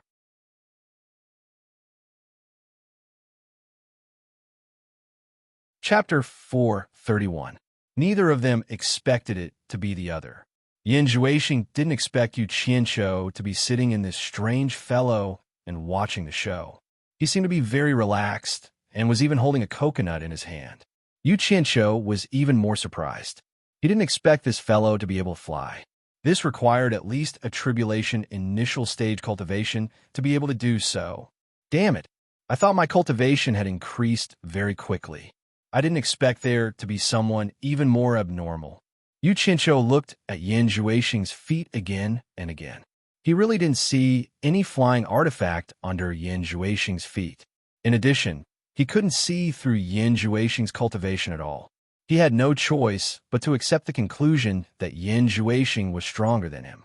I am really overjoyed to be able to see Brother Yu here. Could it be that Brother Yu isn't willing to come out and have a chat? Yan Juexing's face revealed a sincere smile. It couldn't be described as sincere. It should be described as happy. It seemed like he was about to get his wish fulfilled. When Manhu and the others saw Yu Qianqiu, they immediately thought about how their second brother had died in the blade drawing event. The anger on their faces couldn't be concealed even if they wanted to. It was as if they wanted to vent the hatred in their hearts. In addition, they received a message from their master. They didn't have to worry about Zi anymore.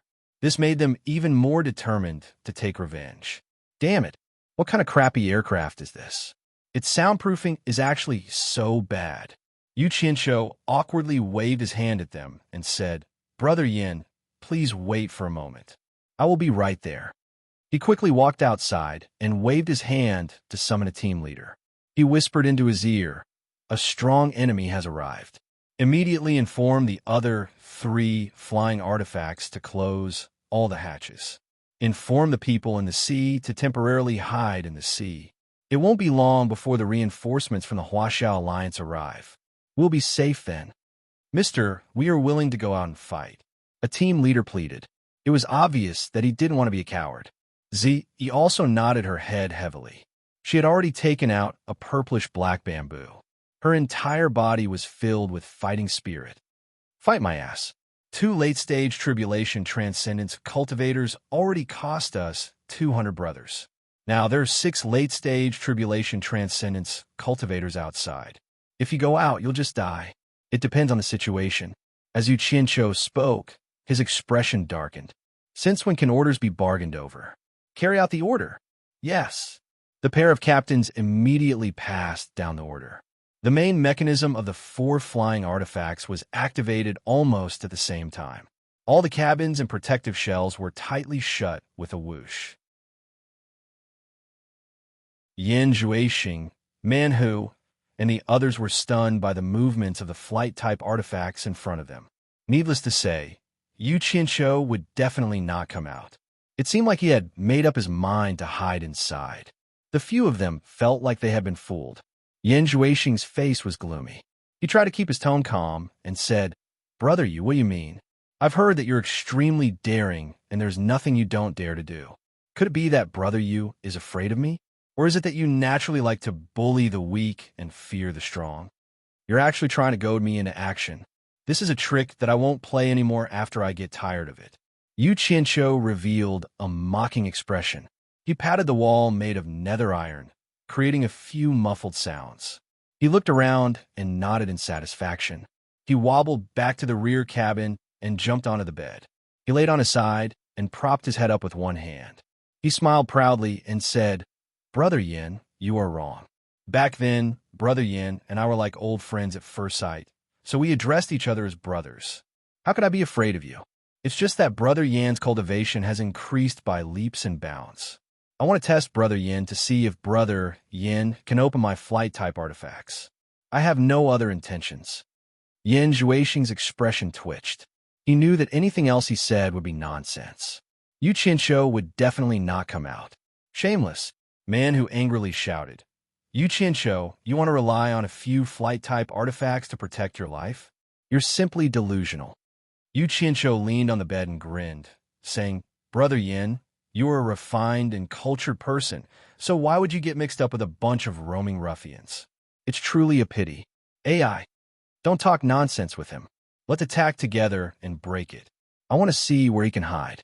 Manhu waved his hand at his junior brothers. They nodded and a cold light flew out from their storage pouches. 6 flying swords flew into the sky.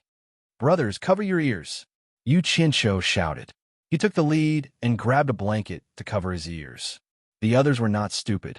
Hearing the words outside, they naturally knew what was going to happen. They all stuffed their index fingers into their ears. The 6 junior brothers pointed their fingers and 6 cold lights shot down like lightning. Bang! A loud sound rang out.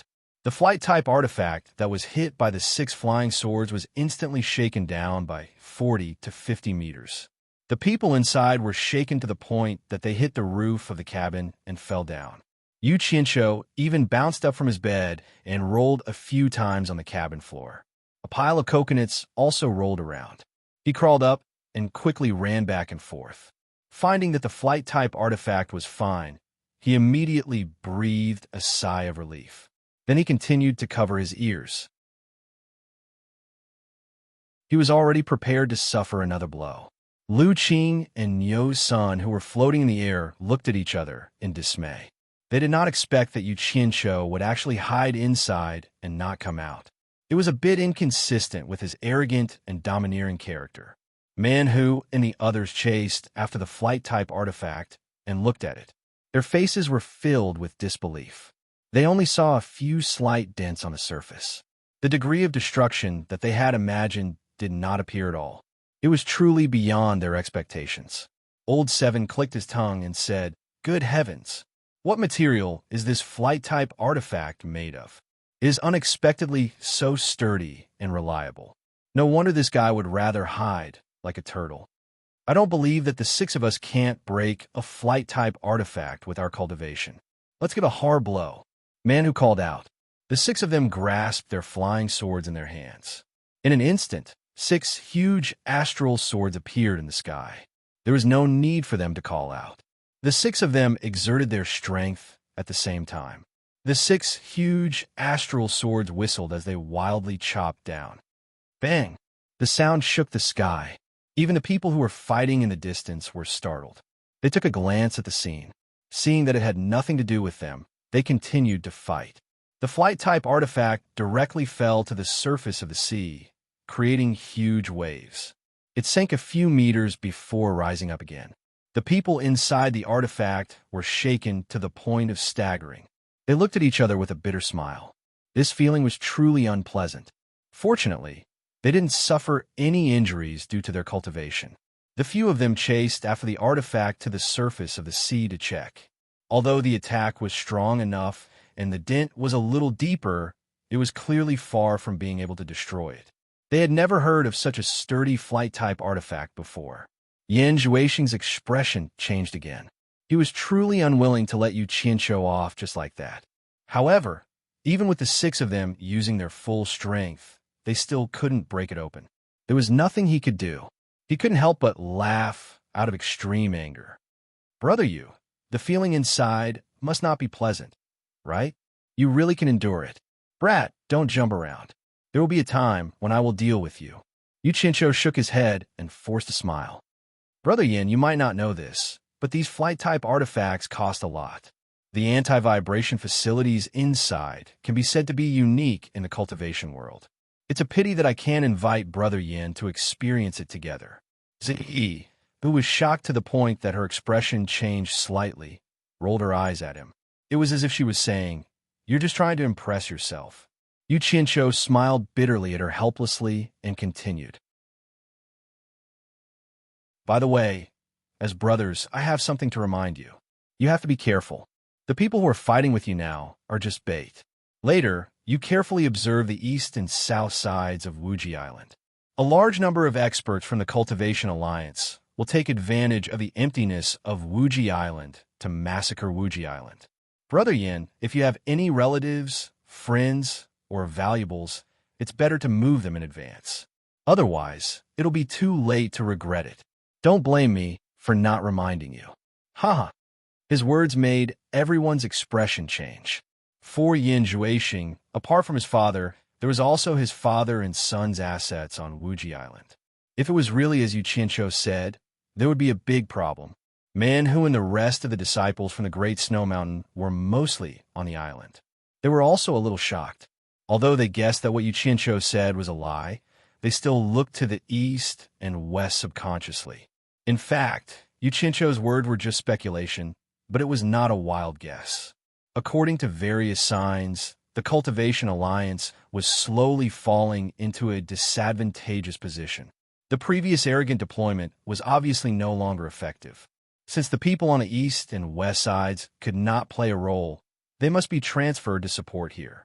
Otherwise, it would be a problem for them to retreat here safely. Wuji Island would definitely pursue them and give the Cultivation Alliance a heavy blow. Brother Yu, it seems that you want to send us away. I guess it's not as comfortable as you said. Yan Zhuixing thought that he had seen through Yu Qianqiu's trick. He shouted in a deep voice, "State Preceptor, don't be merciful. Continue to fight. Let Brother Yu enjoy it." Bastard! Yu Qianqiu cursed in his heart.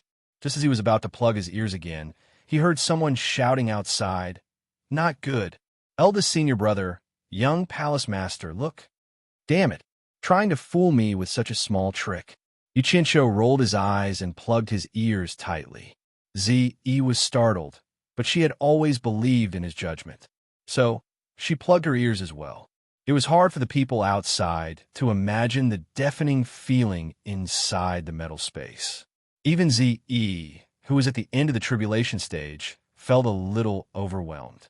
Yin Juexing, Man Hu, and the others looked in the direction that seventh brother was pointing. Their faces suddenly changed. Looking from afar, they could see dense gray shadows advancing in the east and west direction. Damn it, what this guy said is true. Man Hu looked at the flying artifact that was still swaying on the sea. Brother Yu, thank you for your advice. I will definitely repay you in the future. When Yin Juexing said this, a ghostly cultivator's baleful aura surged out from his body. It could be seen that not being able to kill Yu Qianshou made him very angry. However, there was no other way. So, he waved his hand and said, "Return to Limitless Island." The few of them quickly left. Yu Qianshou waited inside for a while. Seeing that there was no movement, he quietly loosened his ears. He looked left and right with a face full of suspicion. Could it be that these guys really left? He paced back and forth in the cabin. He wanted to release his divine sense to investigate. However, the attribute of the nether metal was too strange. It could block divine sense. The people outside were unable to investigate the inside, and the people inside were also unable to investigate the outside. After waiting for a while, there was still no movement. Yu Qianshou raised his eyebrows and made a judgment in his heart. It was impossible for Yin Juexing and the others to waste time with him at this time. He walked out of the cabin and looked at everyone. Then, he carefully opened a small window and looked outside. Just as he expected, there was a large number of people rushing over from the east and south. Yu Qianshou immediately clapped his hands and laughed. "It's all right. Let's go up. Inform the people in the sea to continue. Tell them that a large number of storage bags will fall down soon. However, tell them to be prepared to retreat at any time. This battle won't last long." The flying artifact rose into the sky again. The protective shell at the back of the cabin opened up again. Yu Qianshou lifted his leg and hooked a coconut. After casually taking care of it, he continued to watch the show with great interest. Ze looked at the situation outside and looked at him with a face full of surprise. She asked, "How did you know that people from the east and south would come?" Yu Qianshou raised his hand and pointed at his head. He said arrogantly, "Brain? It's because of my brain. Now you understand why my master gave me such an important mission, right? That's why you should listen to me." Ze pouted but didn't refute. She turned her head and looked at the intense battle in the distance. Yin Juexing's group of 7 quickly rushed through the battlefield. Man Hu shouted, "Everyone, the enemy has sent a large number of reinforcements. You must inform all the people on the island to fight." Actually, there was no need for him to say it. Everyone had already noticed it. There was a long whistle in the sky. Countless people immediately flew up from Wuji Island. A flying sword flew towards the flying Yin Juexing. Yin Juexing let out a sharp cry. His hands were suddenly enveloped by 2 balls of black mist. His claws were like a phantom as he grabbed the flying sword. He clenched his hands together, and an ear-piercing creaking sound could be heard. The flying sword was immediately twisted into a ball and was casually thrown away. Although the person who released the flying sword was in the nascent soul realm, he was also shocked and tried to escape. However, Yin Juexing's figure flickered and immediately caught up. He stabbed his claw into the cultivator's back and carried him away. When Yin Juexing threw him away, the cultivator was already a dried corpse falling into the sea. The surrounding people were so shocked by this strange and terrifying attack that no one dared to get close, including the people from Everlasting Island. They looked at each other in shock, not expecting Yin Juexing to be so powerful. They all made way for the 7 of them, allowing them to quickly fly towards Everlasting Island. Yuan Jokue and Duan Tianbua obviously didn't expect such a situation to occur. If their main force was crippled, what would happen? Therefore, when the people from Wuji Island came to stop them, they didn't get entangled. They directly ordered the experts in the late stage of Tribulation Passing stage to quickly rescue them. Most of the experts immediately escaped and rushed to the main battlefield. It was a pity that those small sects couldn't get away for a while. They had no choice but to play the role of blocking and delaying. There was no need to describe their miserable ending. With the arrival of dozens of experts in the late stage of tribulation passing stage, the situation of the fight at the top immediately changed. The Cultivation Alliance immediately counterattacked. Chong Mandong, the old man in embroidered clothes, suddenly heard a shrill scream coming from behind him. He looked back and saw a cultivator who was guarding behind him being attacked by 3 experts in the late stage of tribulation passing stage. The cultivator was accidentally cut in half at the waist. Chong Mandong immediately cried out in grief. Junior Marshal Brother Chiu, 4 of his fellow disciples came, but now 2 of them were dead. How could he explain this to his master? However, after the 3 experts in the late stage of tribulation passing stage killed Chong Mandong's junior marshal brother, they immediately rushed towards him. Chong Mandong was shocked. He couldn't care less about his grief. He turned around and desperately fought off the entangled opponents, then forcibly flew into the sky and escaped.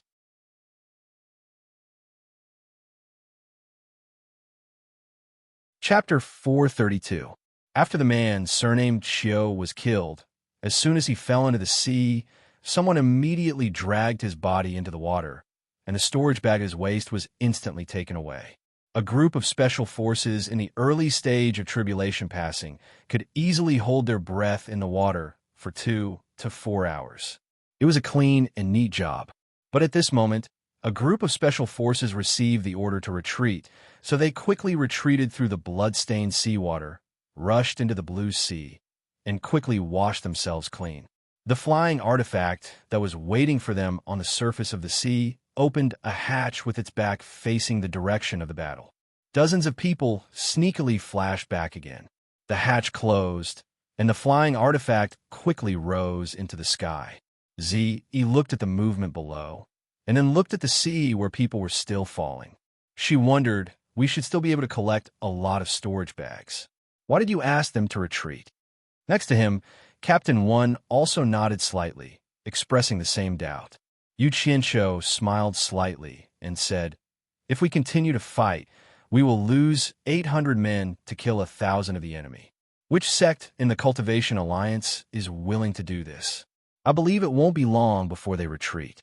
By then, our people will still be down there, and we will become the target of Wuji Island's anger.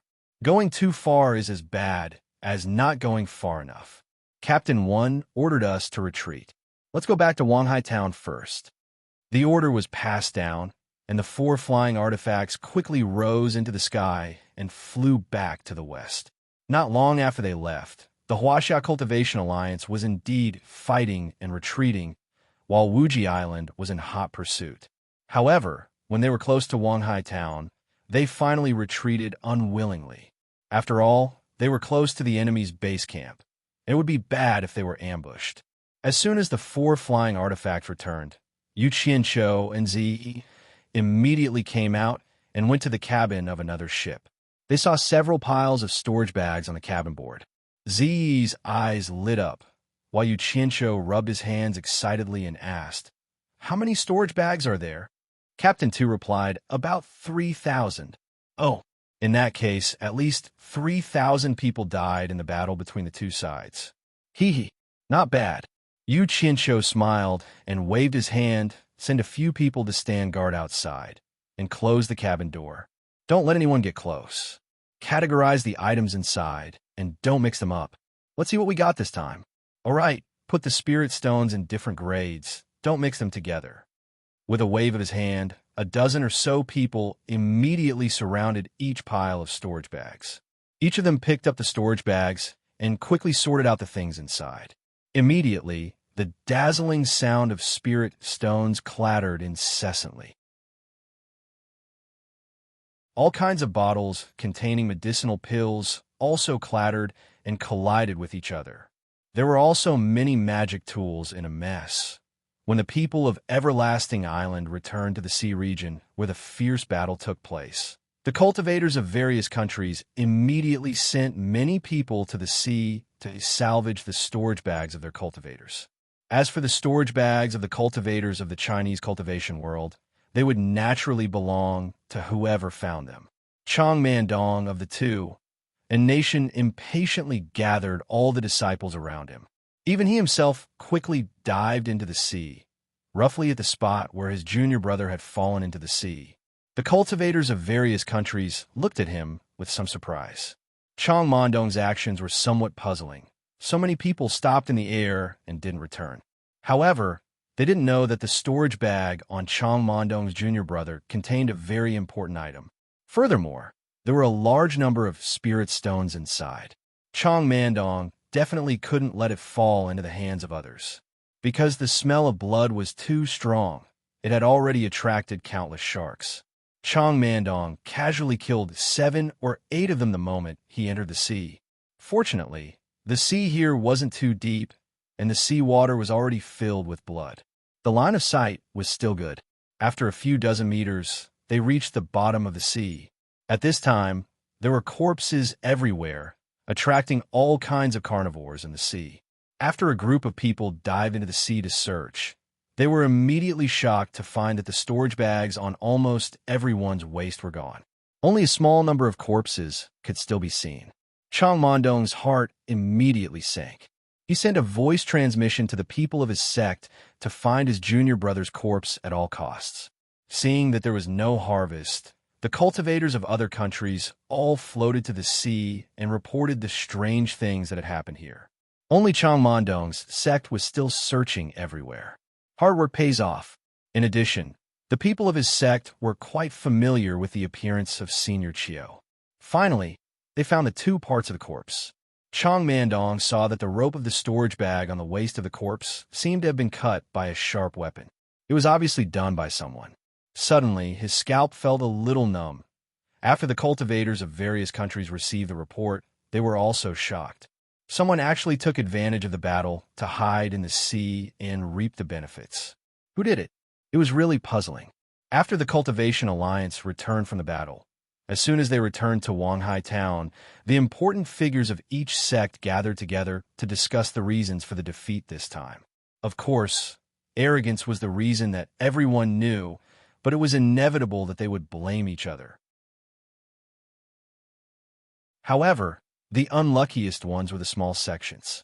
Not only did they suffer heavy losses, but they also had no right to blame anyone. They could only grit their teeth with ashen faces. After arguing for a long time, they could not come to any conclusion. After a while, everyone felt that something was missing. After thinking about it carefully, they realized that Yu Qianqiu was not there. In this battle, Yu Qianqiu had a power weapon, but he did not make a move. It was really infuriating, and he was immediately condemned by everyone. Under the crowd's agitation, Lu Qing had to shout, "Someone, go and invite Yu Qianqiu here." Immediately, a disciple of Fuxian Island received the order and left. They did not know that Yu Qianqiu was immersed in the joy of everyone dying and him becoming rich. He did not have the mood to come here to discuss. Moreover, no one informed him, so he would not take the initiative to come.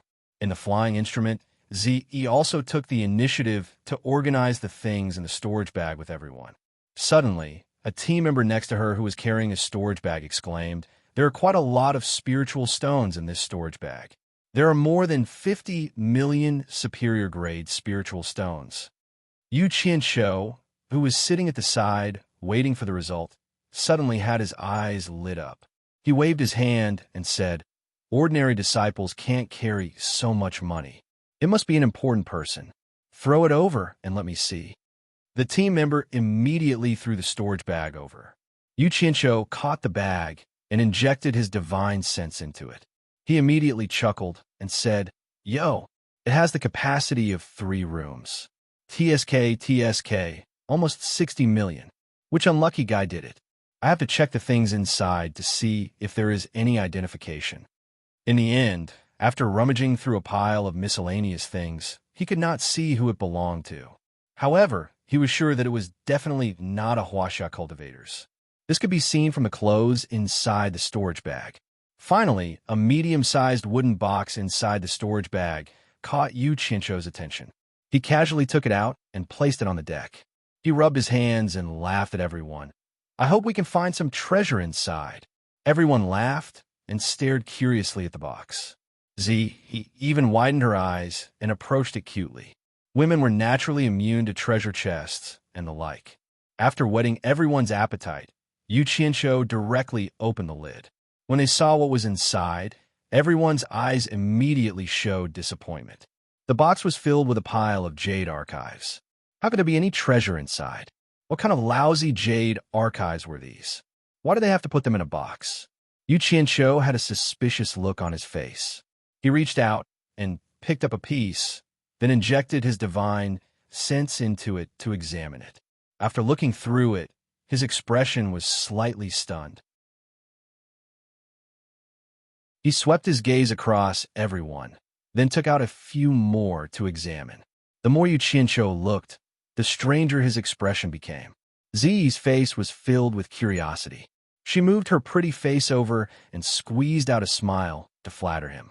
She asked, "Yu Qianzhou, what is inside?" It seemed that a woman's curiosity was not something a man could compare to. She was actually trying to please Yu Qianzhou just for this. Yu Qianzhou glanced at her, but did not reply. He placed the jade archives back into the box, then released his divine sense to check the number of jade archives in the box. He found that there were 317 of them. He rubbed his chin and thought for a while, then turned his head and asked, "Ziyi, do you know how many countries there are in this world?" "I heard from my master that there are 319 countries, big and small. Most of them are small countries," Ziyi replied casually. She then asked, "What's wrong? Is there something wrong with this jade archive?" As she spoke, she took out a jade archive for herself to examine. "You guys continue." Yu Qianzhou instructed his team members, then walked in a circle with his hands behind his back. He frowned and muttered to himself, 319. There are 317 countries here, and 2 are missing. It seems that the problem lies with these 2 missing countries. The items in the box were not treasures, but in the eyes of some people, they were even more precious than that. Every jade archive recorded the detailed topography and topography of a country, as well as a general introduction to the country. For example, the location of the city walls, the population of the city, the arrangement of the military forces, the customs, the conditions of the roads, everything was recorded without missing a single detail. Every single one of these jade archives could be used as a strategic map. What was most surprising was that there were detailed introductions to the cultivation sects in the country. Even a number of spirit stone mines and spirit stone production were recorded. Yu Qianzhou shook his head in amazement. There were more than 300 countries. How long did it take to create all these jade archives? The person who created this must be someone with evil intentions. Needless to say, the person who had the ability to do this must be a cultivation sect. Otherwise, it would be impossible for them to have such a clear understanding of the situation in the cultivation world. And here I was wondering what had caused you to go through so much trouble. So it's just a bunch of maps. Ziyi pouted and casually tossed the jade archives back into the box. A loud clang rang out, startling Yu Qianzhou, who was deep in thought. Under Ziyi's astonished gaze, he took out the jade archives and examined them. Seeing that they were all fine, he heaved a sigh of relief and said, "My little ancestor, Ziyi, the things in here are all priceless treasures.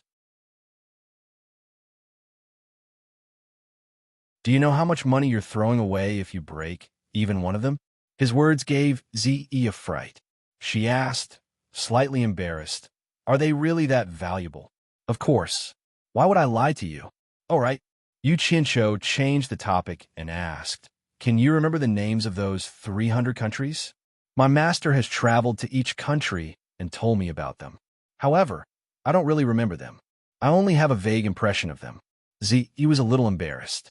But before she could finish speaking, Yu Qianzhou waved his hand and said, "It's all right. Take a look at each jade archive and see which 2 countries are missing."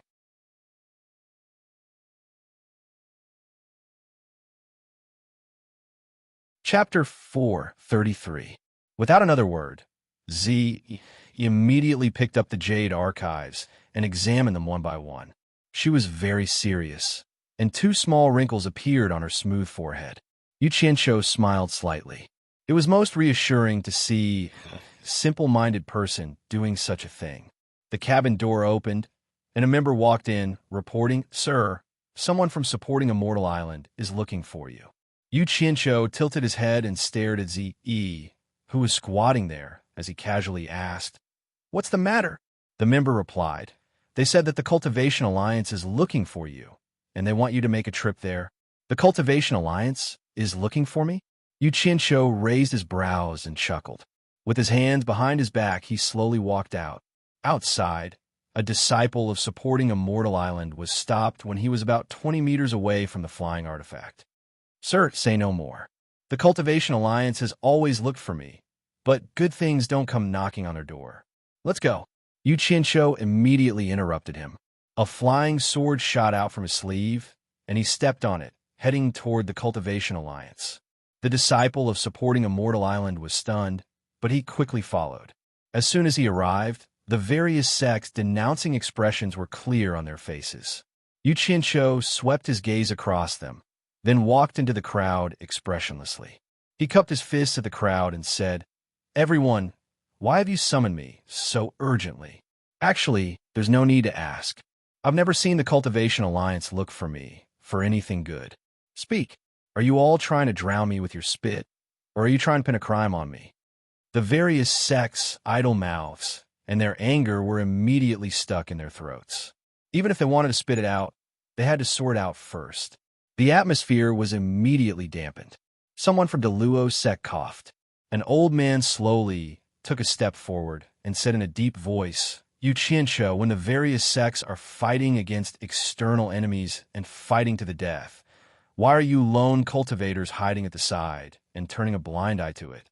Do you really not see yourself as a member of the Cultivation Alliance?" "Yo," an old acquaintance. A smile appeared on Yu Qianqiu's face. He cupped his hands and said, "So, with Senior Su Qianqiu of the Daluo sect. Back then, when the three major sects of the righteous and demonic sects were training in the demon domain, Junior met Senior once. After so many years, this Junior has often missed Senior. I didn't think that Senior would still remember this Junior. This is really Junior's honor. The top three sects of the Righteous Path and Devil Path are having a trial in the demon domain." The sects who didn't know what was going on all looked at each other inquisitively. Everyone had heard that the top three sects of the Orthodox Path and the Devil Path would go to the demon domain to have a competition every few years. The results of the competition had always been kept secret. How did it become a trial? Isn't this a competition? The expressions of the six sects involved changed. There was indeed such a thing, but ever since they had been warned by the mysterious expert, the six sects had never gone there again. Actually, it wasn't a big deal to say it out loud, but it would definitely affect the prestige of the six sects and the righteous and demonic sects. If they encountered people who wanted to sow discord, it would be more or less troublesome. For example, Yu Qianqiu in front of them was an expert at stirring up trouble. The other five sects involved all looked at Supporting Immortal Island, as if saying that they were all good people from Supporting Immortal Island. Lu Qing of Supporting Immortal Island frowned and said, "Yu Qianqiu, if you want to reminisce with Elder Su, now isn't the time. Let's get back to business. It's good that you know the taboo." Yu Qianqiu sneered at Su Qianqiu as if saying, "You've reminded me. If you hadn't come out, I would have almost forgotten about this." Actually, he was just giving a warning. Even if he really wanted to sow discord, he wouldn't do it. Some things couldn't be kept a secret. If it was spread out, who would dare to cooperate with him in the future? This was the golden rule that he had learned from his previous life. If it didn't reach the point of life and death, he couldn't make a big deal out of it. That way, there might still be opportunities for cooperation in the future. After all, everyone was in the cultivation world. He couldn't cut off all paths of retreat. Let's get back to business. After laughing, Yu Qianqiu's expression turned solemn. "Elder Su, you've gone too far. We itinerant cultivators have been waiting for an opportunity. How can we just stand by and watch? This is something that everyone can see. Su Chinquan looked at the others as if he wanted them to say something. Just now, because of the conflict between Daluo's sect and Yuqiancho, he couldn't help but jump out first. In the end, he suffered a loss. Now that Yuqiancho had gotten back to business, if he continued to harp on it, he was afraid that Yuqiancho would throw caution to the wind. It was better to endure it for now. Oh, did anyone see that I just stood by and watched? That's pure bullsh *T. Yuqiancho looked around and raised his arms as he said loudly, "We itinerant cultivators attracted the attention of 7 tribulation passing experts from Limitless Island. 6 of them were at the final stage of the tribulation passing stage. We fought them to the end. Did everyone really not see that? Didn't this reduce the pressure on the sects? If this is considered as standing by and watching, then there's no justice in this world." The sects that had participated in the trial in the Demon Ghost region were temporarily silent.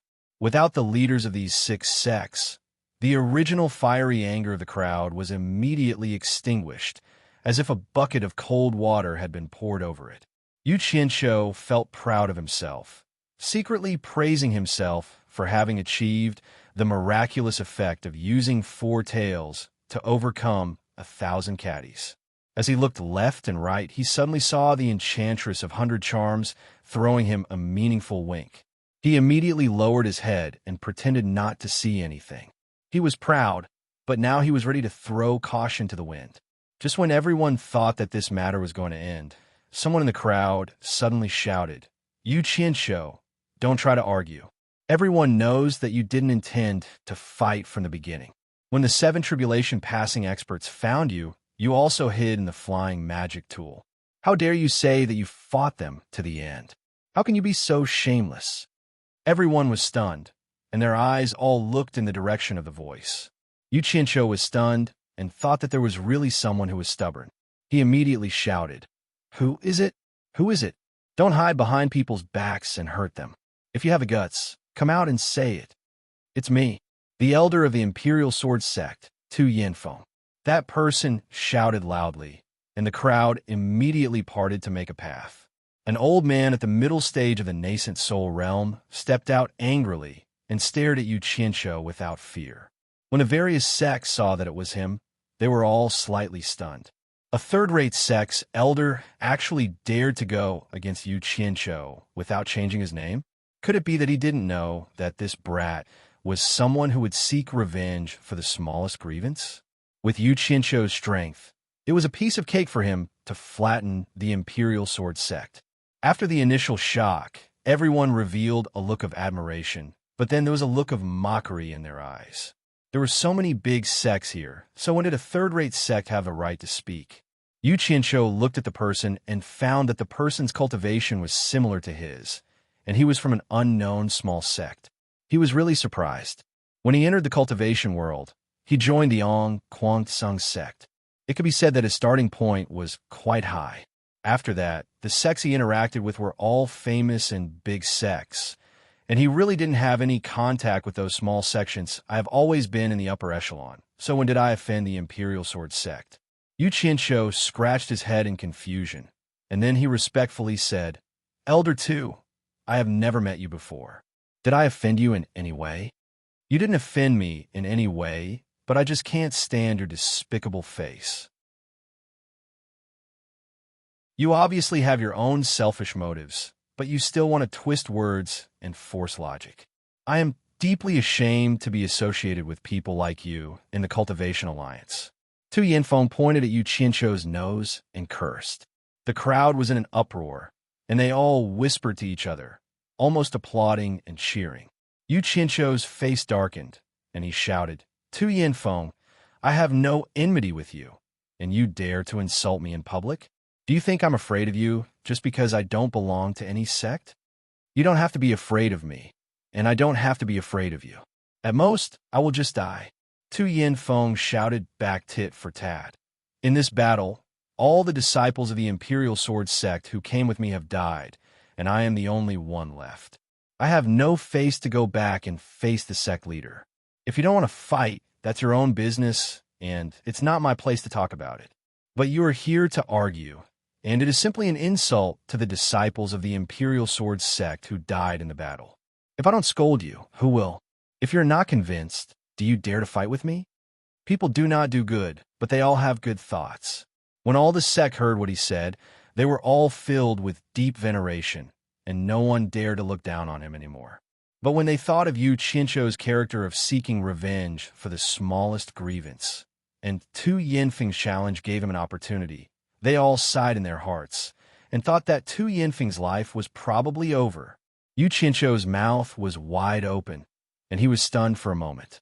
Suddenly, under the watchful eyes of the crowd, he bowed deeply to Tu Yanfeng and said, "Senior, you are loyal to the sect, and this junior admires you from the bottom of my heart.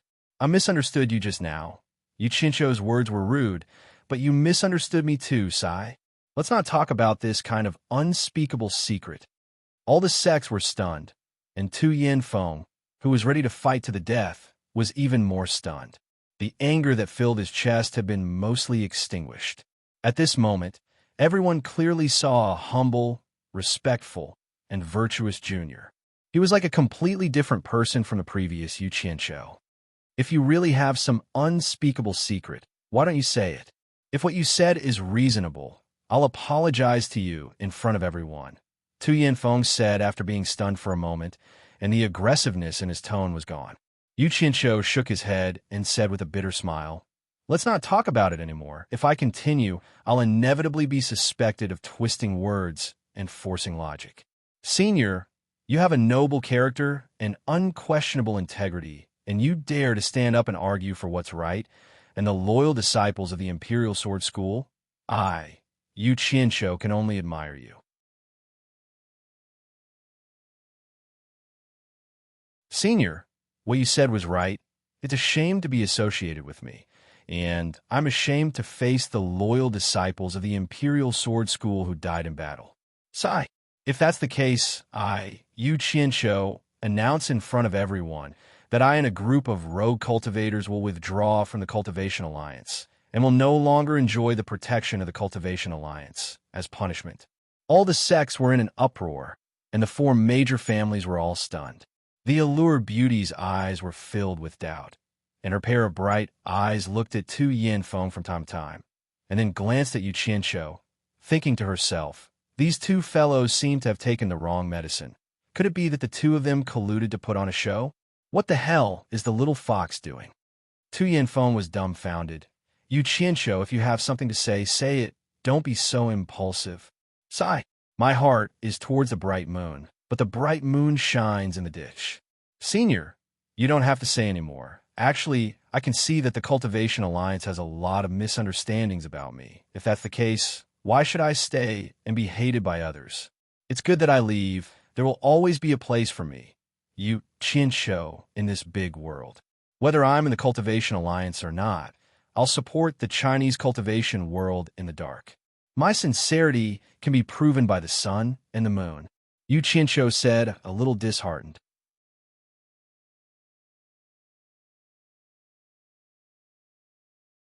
Chapter 434. These words sounded strange to the Allure Beauty. According to her understanding of him, this guy was like a cockroach. The more you beat him, the faster he crawled. When the Daluo sect put a bounty on his head, the more pressure they put on him, the more he could fight back. That was why he secretly robbed their spirit stone mine. Could it be that he was really discouraged because of a few insults from Tu Yanfeng? The Allure Beauty's pretty face was full of suspicion. Her watery eyes stared at a certain someone, wondering what this little fox was trying to do. Tu Yanfeng had come to denounce him out of anger. Now that she was tormented by Yu Qianzhou, she lost all her temper. Instead, she felt that she had said something she shouldn't have. This guy was someone who dared to go against the head of the Daluo sect in the cultivation world. There was no doubt about his strength. Yesterday, he had appeared out of nowhere and defeated two cultivators in the final stage of the tribulation passing stage. With his background, there was no need for him to treat her like this. Was he really hurt by her words? Tu Yanfeng didn't know what to say. He had never been so conspicuous among the sections. Looking around, the leaders of the sects looked at the sky and the ground, but not at the two of them. It seemed that they didn't oppose Yu Qianzhou's decision to leave the Cultivation Alliance. In fact, the sects had already seen through him. If he was left in the Cultivation Alliance, it would be a dream to poach his people. If they wanted to use him, it would be even more troublesome. Instead, he would always make them feel disgusted. Out of sight and out of sight was the best solution. The sects couldn't say it out loud, but not saying anything was the best way to express their stance. It was clear that everyone wanted him to leave as soon as possible. Yu Qianzhou, you have to think about it carefully. After you leave this door, if anything happens to you in the future, it will have nothing to do with the Cultivation Alliance or the sections. Su Qinquan of the Daluo sect reminded him in a seemingly friendly manner. But how could a weasel pay respects to a chicken? The sects looked at Su Qinquan thoughtfully. His words were telling everyone that Yu Qianzhou wasn't a member of the Cultivation Alliance.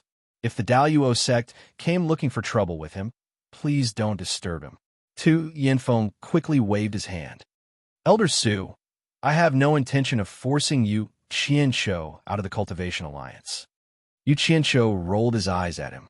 You lack experience in the struggles of the upper echelons, so why did you come here to mess around?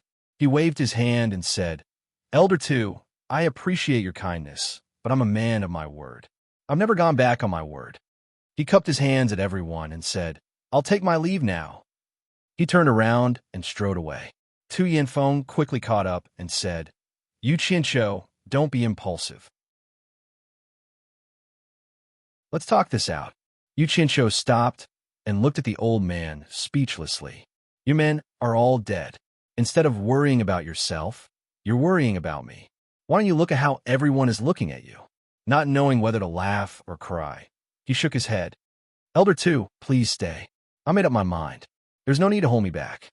But before I leave, I'd like to ask Elder Tu to pass a message to your sect master. Tell him that if the Imperial Sword School encounters any trouble in the future, don't hesitate to use my name, Yu Qianzhou. As he said this, he glanced at the sects coldly. Then, he threw out a flying sword and flew away. Tu Yanfeng was stunned. The people that the Imperial Sword School brought were all dead. Now, they had found a backer. But he was not stupid. If Yu Qianzhou left the Cultivation Alliance, the Daluo sect will be the first to find him. If he wanted to be the backer of the Imperial Sword School, he had to protect his own life first. I still have something to do. I'll take my leave first. Tai Junshan of the Corpse sect cupped his hands at everyone and flew away quickly. I'll take my leave too. The allured demon bowed slightly and flew in the same direction as Tai Junshan. Many people watched her leave, reminiscing the beauty of her graceful figure when she left. Then the four families, the Moon Clan, and even the 10,000 demons took their leave. With the departure of so many sect leaders, the other sects also temporarily dispersed. Many people walked up to Tu Yanfeng and congratulated him. Congratulations on finding a good backer for your esteemed sect, haha. Tu Yanfeng didn't know if they were congratulating him or announcing his death. Subconsciously, he looked at the Daluo sect. It seemed that a few people were staring at him expressionlessly. He quickly turned around and left. He was complaining in his heart. He hoped that his impulsiveness would not bring trouble to the sect. Next to the four flying instruments, Yu Qianzhou had just landed. Tai Junshan, the allured demon, Niu Sun, and Bai Shan of the four families had already arrived. Yu Qianzhou looked at them and knew what was going on. He smiled and said, Is there anything you need from me? Niu Sun's cultivation was the highest among them, and he had no scruples. He immediately laughed and said, Yu Qianzhou, what do you want to do after leaving the Cultivation Alliance? His question was what the others wanted to ask. Yu Qianzhou smiled faintly and said, Thank you for your concern, Senior. I can go anywhere. It's not a bad idea to wander around. Niu Sun nodded and said, Palace Master Bu sent me a message saying that she has an appointment with you. She also asked me to tell you that the 10,000 demons are waiting for you. I will go to the 10,000 demons in a few days to fulfill the appointment with Palace Master Bu. I hope Senior can help me inform her in advance. Haha, that's great. Then it's settled. I won't disturb you anymore. Goodbye. Niu Sun was straightforward. He didn't say anything else, and quickly left after looking at them. Yu Qinsho sent Nyo's son off with cupped hands and looked at Tai Junshan. Yu Qinsho, I'm a man of my word. I will always remember what Elder Tai said. I will give you an answer within a month. There's no need to be anxious. Tai Junshan wanted to say something, but stopped. He looked at everyone present and nodded slowly. In that case, I won't disturb you anymore. Goodbye. After he left, Hua Rui from the Moon Clan asked, Yu Qinsho, my clan leader has something to discuss with you. Can you come to the Moon Clan again? Ze is going to the Moon Clan to admire the moon. I will find time to go with her as soon as possible. Seeing that he was so sensible, Hua Rui nodded and smiled. I won't disturb you anymore. Then she also left. Once Hua Rui left, Yu Qinsho immediately said to Bai Shan and the others, I will be making a trip to the Wu clan in the next few days. This isn't a good place to talk. You all have to be careful. This short sentence already reflected the difference between the 4 great clans and the top 3. Bai Shan and the others saw that he dealt with everyone so quickly and thought that he must have something to do. So they cupped their hands and said, Take care, sir. Then they all left. Hey, what do you mean by this is not the place to talk? Are you afraid that I am here? The allure enchantress pouted. Yu Qinsho had a headache as soon as he touched her. He smiled bitterly. I don't dare. Then he walked into the flying ritual implement. The allure enchantress didn't stand on ceremony and followed him in like it was her own home. Once she reached the back cabin, she found that Ze wasn't there. She asked curiously, Where is Ze? She's always by your side. Did you send her to do something bad again? Of course, Yu Qinsho wouldn't tell her what Ze was doing. He slowly lay down on the comfortable chair and said helplessly, Should I call you Palace Lord Yi, Chief Yi, or Masteress now? Looking at the man in front of her, the allure enchantress was slightly absent-minded. In the past, she caught him like a little chick. Then, he timidly used her. Now, he was so calm in front of her. As his status in the cultivation world rose, he was no longer the same as before. He indeed had the right to look down on her. Hearing that, the allure enchantress gently bit her red lips and hid the disappointed expression on her face. She smiled charmingly and sat on the armrest of the chair. She said, You little fox, when you used me, you called me Masteress more than anyone else. Are you going to change your way of addressing me now? Then, she lowered her head and whispered in Yu Qinsho's ear, Since you want to change your way of addressing me, I think you won't care about calling me Palace Lord or Chief Yi now. Why don't you just call me by my name? Call me Yi-kun. She said the last sentence in an enchanting voice that could make people feel ecstasy. Let's get back to the topic. Why are you looking for me? Yu Qinsho slightly tilted his head and broke away from the peerless beauty's breath beside his ear. He refused to dwell on this issue. Otherwise, he was afraid that there would be a problem. What a man with a heart of steel. The allure enchantress poked his forehead with her slender finger. She got up and turned around to face him. She asked, Is Tu Yanfeng someone you arranged to deliberately put on a show with you? I didn't even know him before. How could I put on a show with him? Then should I boldly guess that Tu Yanfeng and the Imperial Sword School are going to be in big trouble? Why? According to your usual style, he pointed at your nose and scolded you in public. How could you let him go? The allure enchantress covered her mouth and laughed. The past is the past, and the present is the present. How can one not be flexible when dealing with people? This is not what a man should do. What's more, Yu Qinsho slowly turned his head and stared at the allure enchantress. He said indifferently, Do you think that I, Yu Qinsho, need to rely on an unknown Tu Yanfeng to fight for fame with my current reputation? Do you think that I, Yu Qinsho, need to rely on a small Imperial Sword School to prove myself with my current strength? Don't you think it's unnecessary to do that? There was no doubt that the arrogance in his words was unmistakable. It made people feel as if they had just seen his true face for the first time today. It was as if he was telling her that a real dragon would soar to the 9 heavens one day. The allure enchantress was stunned. After a while, she asked in a muffled voice, What's your plan from now on? Are you going to hide for a few years and not see anyone again? I seem to have already answered this question. Neo, son of the 10,000 demons. Why do you still ask? Yu Qianqiu said coldly. The allure enchantress's expression was unpredictable. She bit her red lips and remained silent for a while. Finally, she sighed and said, I have a hunch that you're going to a very far place for your sudden decision to leave the Cultivation Alliance. I wonder when we can meet again? If it's fated, we will naturally meet again. Yu Qianqiu's tone was still cold and emotionless.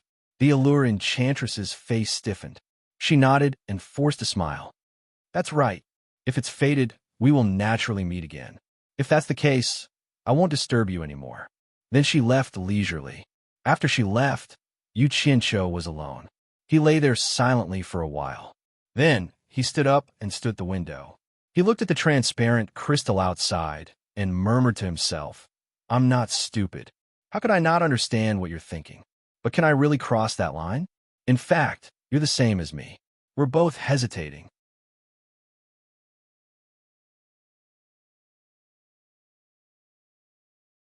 Chapter 435.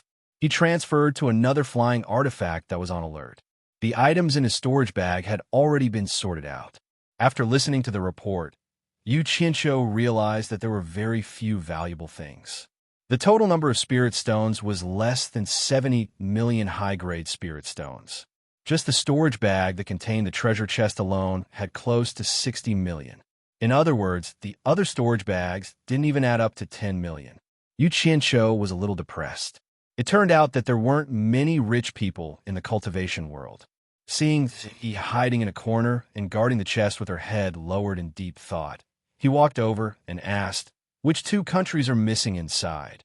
Ziyi just realized that he was back and said with some embarrassment, There's no one in China, but I can't remember which country it is. Don't make things difficult for yourself if you can't remember. Yu Qianqiu comforted her. Actually, he also knew that there were more than 300 countries. Perhaps everyone knew the names, but not many people could name them one by one. However, there was one thing without a doubt. Although the map of China wasn't in the chest, the things inside were definitely not made by the people of China's cultivation world.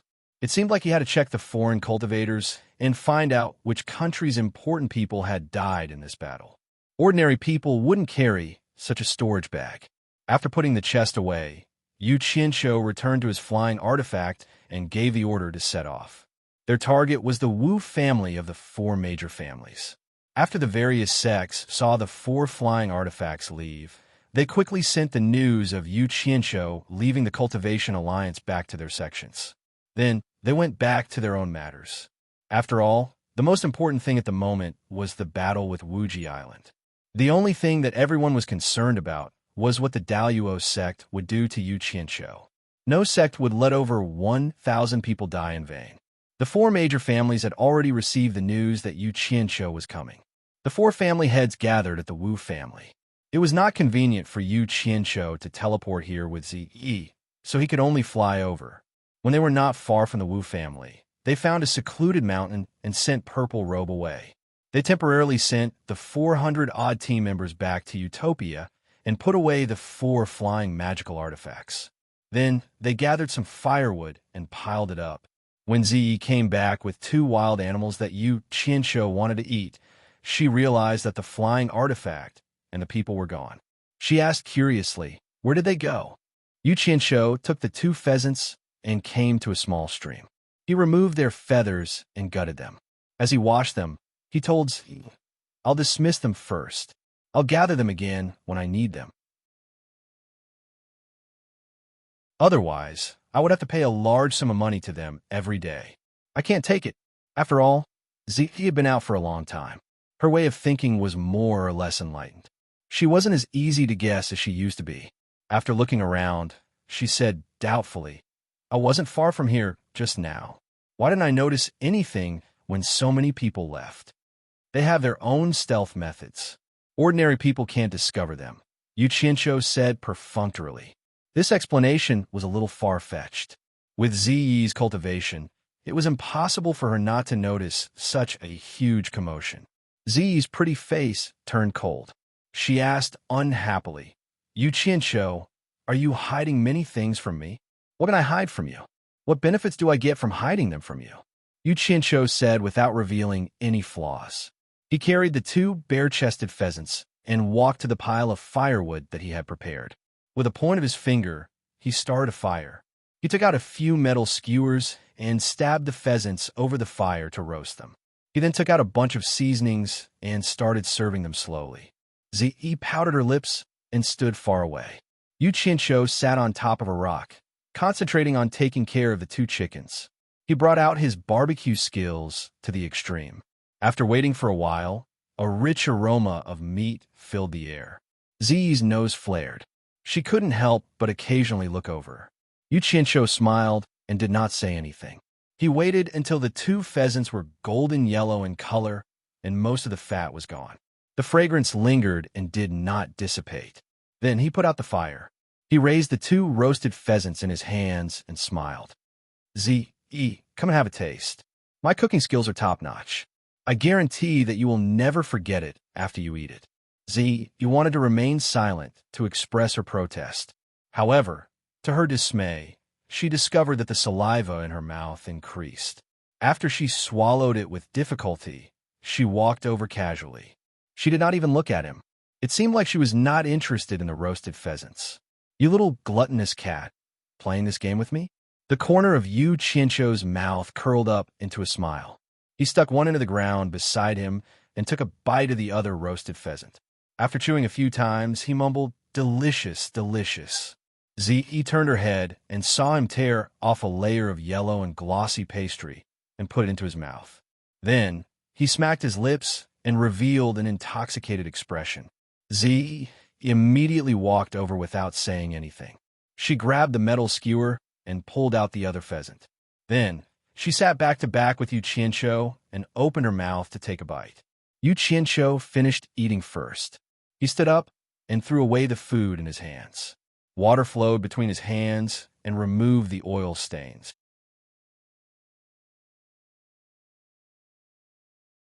Ziyi placed her hands behind her back and turned to look at the little gluttonous cat. She ignored her ladylike demeanor and hugged the pheasant with her hands. After Ziyi finished eating with satisfaction, Yu Qianqiu smiled and said, "Give me your hands." Ziyi stretched out her 2 hands in astonishment. When she saw the oil stains on her hands, she immediately stuck out her little red tongue. Suddenly, a wriggling little water dragon swam over and filled her 10 slender fingers, helping her get rid of the oil stains. The feeling of being touched by water was really comfortable. She looked at Yu Qianqiu with delight. However, she heard Yu Qianqiu smile and say, "Pucker up your mouth." Ziyi obediently did as she was told. Once again, she saw a little water dragon come over to help her clean the oil stains on her mouth and face. After the cleanliness, Ziyi widened her eyes and said, "It's delicious. You can roast it for me in the future." Yu Qianqiu nodded and smiled. "All right. However, let's make a trip to the Wu clan first." The barrier between them disappeared, and the 2 of them quickly flew towards the Wu clan. This time, Yu Qianqiu visited the Wu clan secretly. He didn't openly pass through the crowded Hat Island. Instead, he alerted a guard at the periphery of the Wu clan and instructed him to inform Wu Sihai to make a trip over. When Wu Sihai received the news, he was rather astonished. He didn't know why Jiang Yi was acting so mysteriously. However, Jiang Yi reckoned that Jiang Yi didn't want too many people to know of his arrival. Jiang Yi cooperated and didn't alert anyone else. He only brought the other 3 clan heads over. The few of them met in a deep mountain forest outside of the Wu clan. The 4 clan heads wanted to see that group of rogue cultivators who were famous in the cultivation world, but they only saw 2 of them. They were a little regretful, but they didn't say anything. After exchanging conventional greetings, Yu Qianqiu smiled indifferently and said, "I didn't come here for anything else. I just want to tell everyone that I will be making a trip back to the Demon region. Previously, because I killed Wu Zhonggang, I promised to bring Senior Wu Bao to meet my master. I hope the Wu clan can make arrangements now and ask Senior Wu Bao if he has the time to go with me." Ziyi was slightly startled. She only found out about Yu Qianqiu's plan now. When she thought about meeting Senior Bai again, She was nervous and excited. The four clan heads looked at each other and were rather excited.